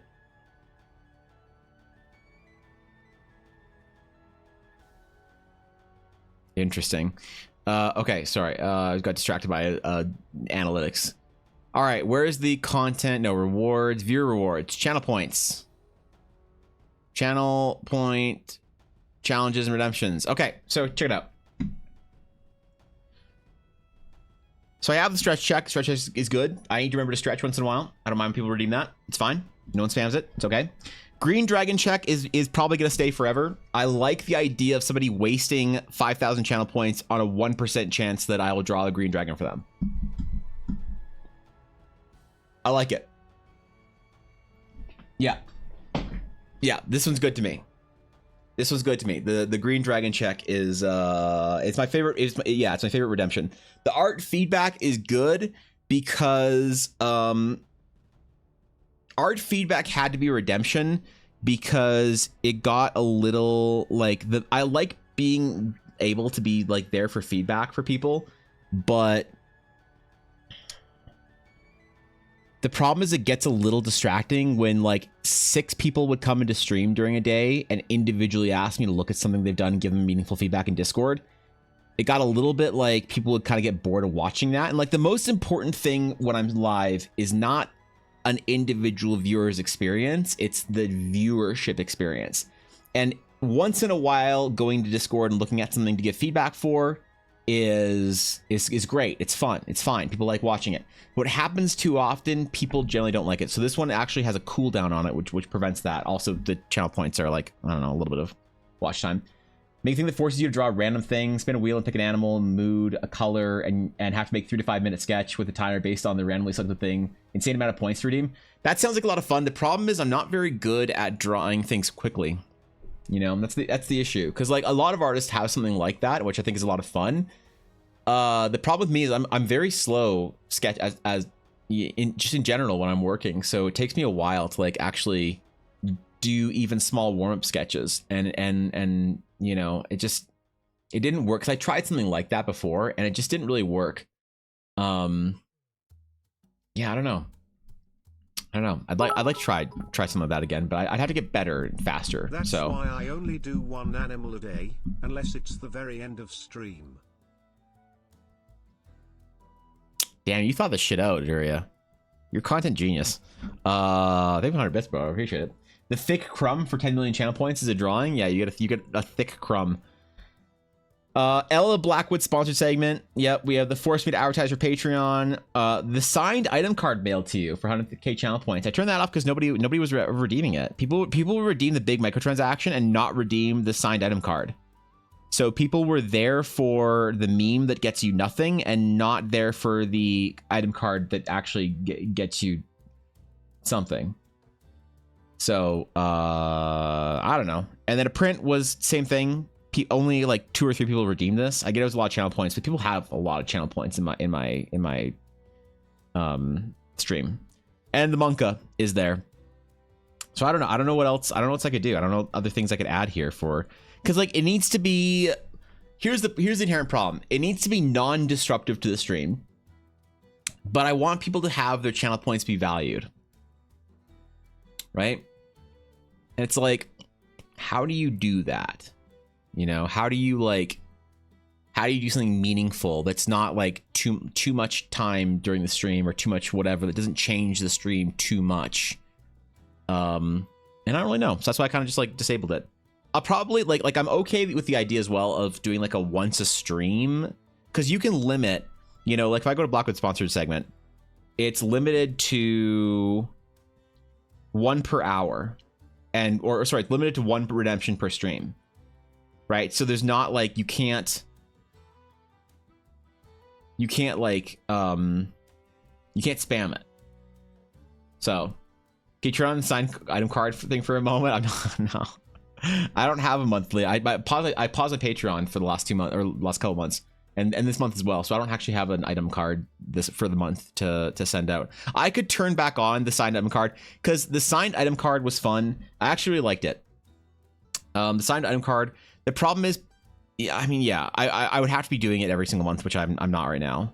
I'm trying to like get caught up on stuff, so I could turn this back on in the future. I wouldn't mind doing that. It's always fun to send people stuff. The problem is like. So like I had somebody also at one time they lived in like the Philippines or Indonesia or something, somewhere like in Asia like that, and they redeemed this and I mailed them an item card and then like never got to them and they like complained that I didn't send it to them, and I was like, I did. Like, I don't know what you want. Like, sometimes mail gets lost, especially when it gets sent across the fucking world and it's just a little letter.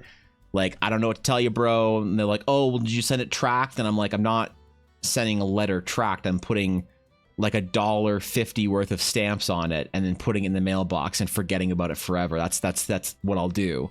You know, and they got mad about it, and they like didn't come. They like said, well, I'm never coming back to your stream ever again. You know, and it's just like,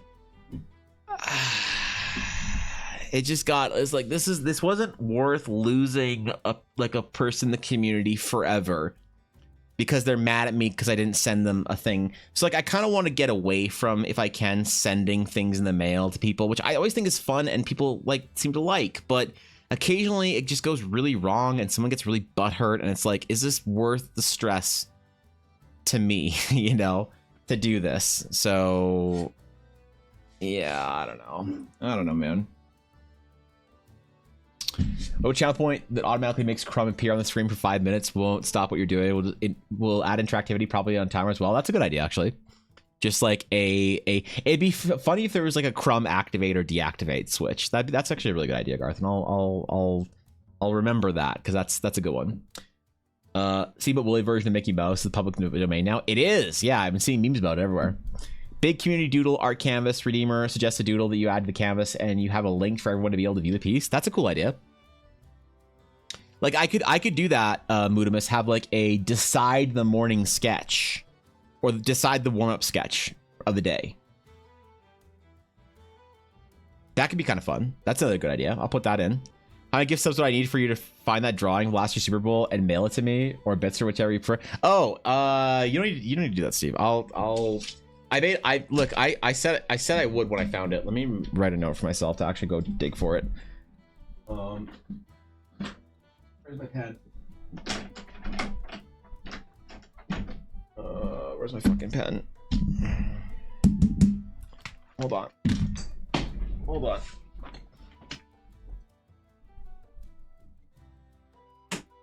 Listen, one does not simply draw a howler monkey beating an eagle over the head with a Lombardi trophy and forget about it.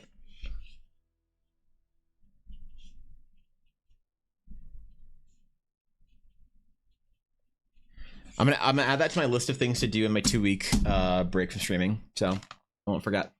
I'm trying to build like a terrifying list of things I need to do, so it's on there now. So hopefully I'll do it this month then. You don't have to send me anything for that. I'll tell you when I find it and print it, and then I'll just mail it to you. I mean, but jingling key meta went low key kind of hard. Jingling key meta. What if I okay, what if I Ashy of Heart, where's a VOD with a jingling key? Is this it? Do you think I should put a jingling key in the top of my screen? Would you guys enjoy my stream more if I had a jingling key in the top corner of the screen? What do you think? I could just be doing stream, just like, you know, suffocating my Pokemon team, or like losing terribly at Yu-Gi-Oh, or drawing mediocre art, and would the jingling key make it better is the question. This is like, it's pretty good, I'll admit. You know, it's not bad. It's going hard. I gotta figure out how to do that based on a redemption, because I don't know how to do a lot of interactivity between Twitch redeems and like OBS, but I'm sure I can figure out how to do it. How I can do a jingling key or something. Or like a rolling D20s gif or something. Yeah, I could do it. Can you offer people to pay for tracking? You could, but it's awkward, where it's just like, it's supposed to be a thing that you don't have to think about, Clock, where you get like this thing in the mail and it's supposed to be fun and whatever, and saying like, oh, you can pay me to send it with tracking. It's just kind of this uncomfortable exchange that I don't really want to do. You know, if somebody really said like, hey, you know, when you send this to me, can you send this to me with like crazy shipping, and they like made a special request, I guess I like, sure, but it's just kind of like a weird thing to just have sort of a open-ended whatever for. Maybe not, maybe I'm making too big of a deal of it, but Yeah, because also like track shipping is way more expensive than people think, and for like a dumb little item card or just a little print or whatever, it's usually still really expensive, you know. Never seen the drawing. I want to hang it in my office. All right, I add it to my list of intimidating things that I have to my intimidating list of things that I have to do during my January break from stream, and I got it this time. So I think you should add a look out the window option for channel points. Yeah, I really should actually, because maybe I'll add that to my stretch check actually. You know, I should add it to my stretch check because I should be managing my eyes. Wait, what is this? Is a jingling key? That's not a jingling key. This is a Lady Soja approved tiny mouse. This is not nothing to do with the jingling key meta, Duria. Also, is this a bat? 8-3. Yeah. Good job. Nothing special. You know? Standard. What you expect of a mouse. Good rodent. You know, low on the monkey meta. Probably only a 3-7 on the monkey scale, but yeah, 8-3. It's a good one. I very much enjoy Ashley's jingling keys. Seconding that recommendation. Yeah, okay. Design within reason. That's like, look, Cobalt, I don't need to put the within reason, because if somebody asks for something stupid, I just won't do it. They're like, hey, I spent 20,000 channel points to ask you to draw some heinous thing. Why didn't you? You know, I'm like, get wrecked. You lost your channel points. You've outed yourself. You self-reported that you're a dumbass and you lost your channel points for it. So it's one of those things that I don't really feel like I need to put like a specific wording. Like Fridays, for instance. Friday sketches never have like a guarantee to them. If somebody asks for something stupid on a Friday, I'll just re-roll it. And if they're like, you can't do that. I won fair and square. You rolled the Streamlabs giveaway and it came up with my name, so I get to request what I want, and I want a +1 bra of rainbow aura. I'm gonna make this streamer draw. It's gonna be so funny. It's like, come on, dude. Like, I shut up, idiot. Like, I'll just fucking re-roll it. I don't care about like there being a rule or some shit. I'm not beholden to anything on my stream. I'll do whatever the fuck I want. So I don't need to put, I don't, it's like, I almost don't want to put those kind of things on their Cobalt, because I want to just give people an opportunity to just out them, to just like self-report, you know, to just be like, excuse me, I don't deserve to chat anymore. And you're like, got it. There you go. Thanks for letting me know, bro. Come on, man. If I were to ever do the sketch, I'd suggest something like a pirate's cat with a peg leg for a front paw. So that's pretty good. Yeah, I could do that. I like the idea of that. Maybe I'll do that. Maybe I'll do a pick the morning redeem, or the morning sketch redeem. That'd be kind of fun, actually. At least if people asking where they were or went or why I had them. I would do it, but I just wouldn't say anything. I wouldn't acknowledge it whatsoever. I would never acknowledge it. If anyone ever mentioned it, I would just ignore their chat message. If they kept asking about it, I would just like have a mod delete their chat message and just completely not bring it up ever, you know? Yeah. It's actually better to stretch and look out the window. Yeah, it's probably better, because unless it's winter, which it is right now, and depressing, in which case I don't want to look out the window because I'm sad. No. So channel points to pet the dog. I can't do that because the dog is never up here. The dog is very, very rarely up in this room. The dog is usually downstairs when I'm streaming asleep. She sleeps until like 3 or 4 in the afternoon. And I'm not going to go down and get her. That'd be a lot of channel points. Maybe I could do like, maybe a lot of channel points to have a unit appearance or whatever. So. What's at the window could be fun if you use like a wild encounter microtransact. Oh shit, there's a beholder out there. Roll initiative. Chat plays D&D did go hard. I really enjoyed chat playing D&D. Again, the problem is a few people ruined it. The last time I did chat plays D&D, all right, obviously it ended in a TPK, right? Because it's like, it's fun for like 5 or 10 minutes, and then okay, we're gonna go back to what we were doing. I got a DM last time we played chat plays D&D from somebody who said something along the lines of, that was really scummy of you to like start a D&D game through chat and just wipe the party when it wasn't fun for you anymore. I think they said something along the lines like you just wanted to pick up your toys and go home or whatever. And I'm like, what the fuck? And they're like, yeah, we were all having fun. Everybody was going down into the dungeon. I'm like, you did understand it was a meme the entire time. From the very beginning of Chat Plays D&D, when it started to right when I said rocks fall, everyone dies. You understand it was a joke, right? And they were like, well, yeah, you should probably take it seriously when you have serious D. If you want serious D. Oh, they said something. I think they said, if you want people to take you seriously as a D&D creator, you have to take D&D seriously. Or something like that. That's what they ended it with. And I just didn't respond. I was like, oh, okay. Okay. People are going to get mad that it's I don't know. And then they were in stream the next day, just like nothing ever happened. So, are you mean a tavern redeem? You just narrate the player arriving at a tavern and redeem by like 5 different people. You give them a quest. Pure RP fluff. Yeah, you got to go. You have to go save the thing. The thing is now in danger. Long since the days of the elder races of the world, the thing has been a core component to this epoch of the world. Now the thing has since gone missing. And its lack of presence in the capital is felt across the lands. The blight of the thingless nation now spreading. Please go find the thing. Rescue the thing. Make sure that it is rethinged. And you shall have your glorious reward of riches and wealth. There you go. Go find the thing. Go find it. It's like the what's in the box or the what's in the bag strong bad skit. Can we do that? The item seems cool. The item deserves to be burnt. That's we're not doing the bra +1. No. I'd absolutely give them 1 or 2 lines of narration dialogue, then go back to the current stream topic. Yeah, that's a good idea, actually. I thought about doing like a rate my player character thing, but I feel like people will get too upset. You know, if I could like rate your player character, I'd probably just give everyone a low rating because they picked the wrong D&D class unless it's fighter, and then people get mad about it.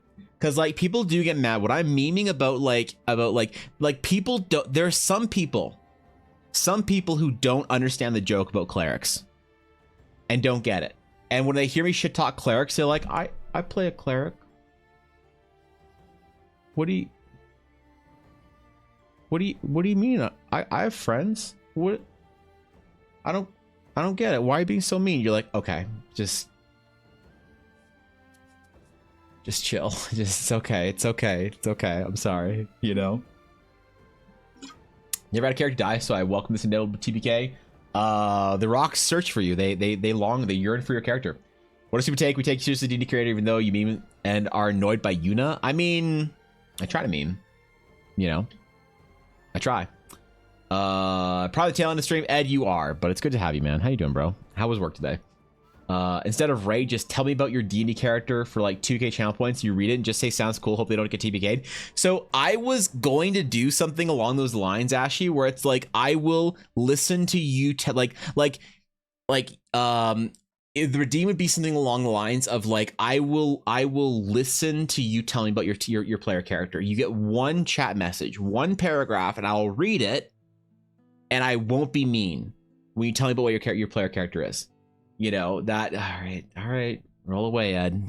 Throw your D100. Throw your D100. You know, something like D&D therapy. You know, like I will RP as a friend who's interested in your D&D's character story, for a couple. Oh, it's just exclamation D100. You can skip the roll. You know, yeah, just like D&D therapy or whatever. Like you know. Wait, why didn't it? What if you can't do it too close together? Ooh, stream elements, not cool. Because Wisebot, it would just go through. Interesting. Try it again, Ed. Yeah, it probably is Nancy. You're right about that. Yeah. Interesting. Maybe the mod said that as part of the command. So try to get Ed. Exclamation D100. Let's see. Do I have to draw a green dragon today? Or are we safe? Because I'd stay live if I have to. I would absolutely stay live. 69. You'd think that there was a reward for that, but there isn't actually. So almost Ed. Yeah, you almost got me to draw a green dragon. I've only actually drawn 2 green dragons, actually, since I started the green dragon check. I've only actually drawn 2, and they were right close to each other. They were both in 2022. So all of 2023, nobody got a green dragon check in 2023. I only ever had to draw them in 2022. Interesting.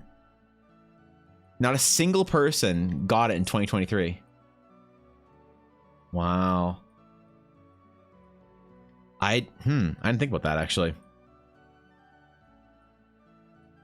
Because 23 was, yeah, there's no dragons on here, is there?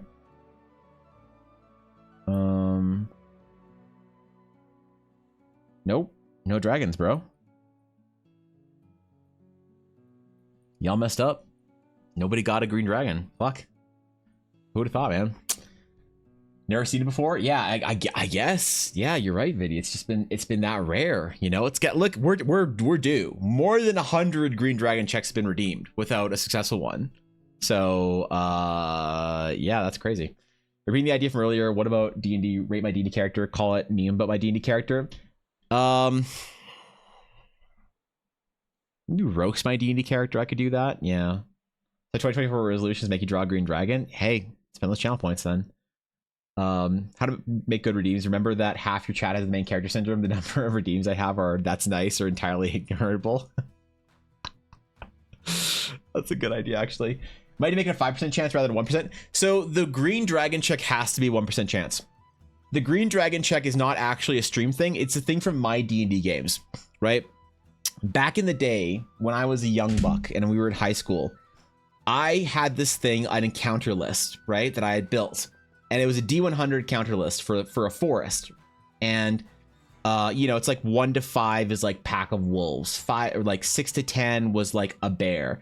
And like it went up like that. But the last percentage was like it had like a 4% chance, like 95 to 99 was like or 90, 96, 99, whatever was like I don't know, some kind of like a wild beast of some sort. And 100 was a green dragon. And I always kept it as this thing where I was threatening my players. And I'm like, oh, let's see what it is. And I would roll the percentile dice while they were in the forest, traveling. And they all laughed, you know, what are you going to do? Green dragon's going to come down from the air and kill us. Like, all right, nerd, whatever. But one day, they were in a dungeon. They were in a dungeon tomb. And they were like, you know, okay, we open the door, it's behind the door. And I'm like, let me get my percentile sheet out. And I was like, oh, that's my forest one. We'll just use my forest one. It's fine. We're in like a forest, like it was like an overgrown, like it was a dungeon underneath the forest. So it's like, you know, bears and spiders and wolves and shit. It all made sense. So anyway, and I was about to roll. And when my player said, well, what are you going to do if it gets a green dragon, Evan? Like, what are we going to do? Open up the door underground? There's a green dragon. Like, how do you green dragon get down here? I can explain that one away, DM. And I was like, don't you question me, piece of shit. What do you mean? If if this die is a green dragon, then you're fighting a green dragon. They're like, okay. And I roll it, and it comes up the first time ever as a 100. And everybody just stops and stares at the dice. And look around each other. Slowly, one by one, everybody looks at me, and I'm like, all right. And they're like, no. I'm like, let's go. And they're like, no, come on. We're injured. Wait, what are you talking? We're level 4. And I'm like, let's go. All right. There's a rumbling in the cave as the roots begin cracking through the ceiling, as the rocks and slabs of marble start falling down. There is a hole that emerges as a great plume of dust appears as the large claws of a mature green dragon smashed into the dungeon, and then the party got wiped. The party died to that. The party was, because I was giving them like a out to run. I even said like, okay, it's clawing its way in here, so you guys probably have a couple of seconds here to run, and you can go out this door if you want or that door. And they're like, I draw my sword. Do we get a surprise round? If it's still coming down, do we get a surprise round on? Do we get a full round of actions? I'm like, you're level 4. I said it was a mature green dragon. You see its claws coming down. They're like, so is that a yes? We can probably take it if we get a full surprise round. So I said, fine. And I went and found the stats for the green dragon, nerfed it halfway, and it still killed them each in one turn. One attack. They're each dead. Just pastes of halflings and dwarves splattered across the room as they all died. The players are just sitting there like, I can't believe you wiped us with a green dragon in the cave. I was like, bitch, if I get 100 on that roll, it's what's happening. So after a while, every once in a while, when I was like doing something like tense or whatever in the story, and it's like, okay, you guys are at the Moonwell. It is night. The stars above seem extra bright in this area of the forest. You hear crickets in the distance and all sorts of woodland creatures, owls hooting in the wilderness beyond. The forest is alive around you. You hear, and one of my players is like, is it a green dragon? Is it a green dragon? And I'm like, roll a green dragon check, you voos. And he was like, okay, rolls it, gets a D100, 100. And I'm like,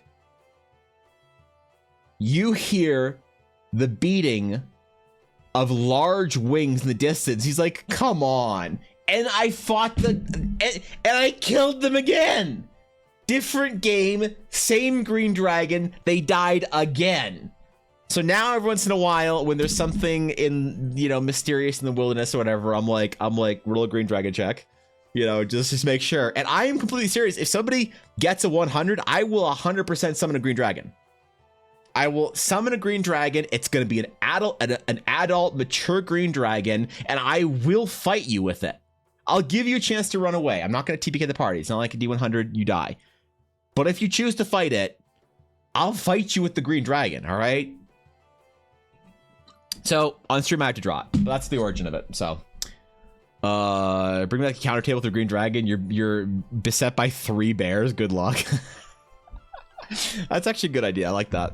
There's like players in the desert and they got a sphinx in a very time travel based game. It was an awesome 1% chance rolls. They're great when they happen, right? I don't know if you ever played Lost Mines of Fandelver where there's a green dragon that goes against level 3 players. It was stupid. Wait, like an adult green dragon? No way. The problem is they had halflings. That's true. They did have halflings. But here's the thing. This is also back in 3.5. So in 3.5, I don't remember what the rule stated exactly.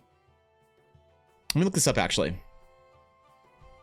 D&D 3.5, 320s.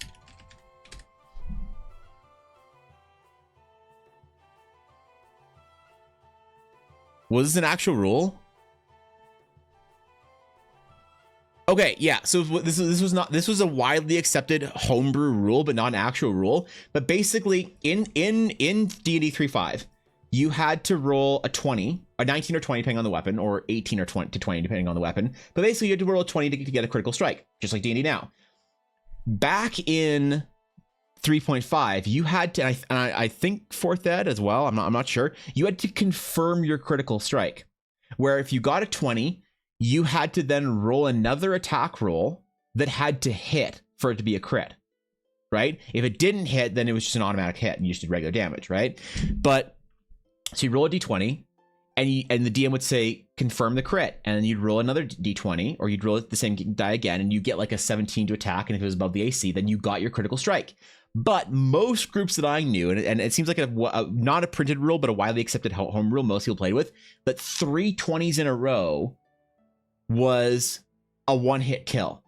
And the idea is just like, okay, if you get such a great critical strike that you roll 120 in a row, you confirm the critical strike on with it, and you get a 20 with that critical strike, that's ridiculous.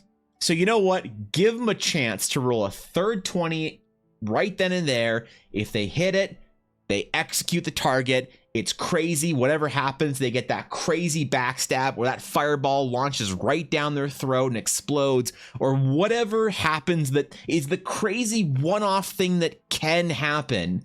you know, you attack the armored figure and your sword goes straight up in between two plates right at the weak spot of the neck, and you stab right through their head or some shit. Like whatever that crazy ridiculous one-off thing that happens, you get to kill the target, immediate execution. You just coup de grace them right then and there.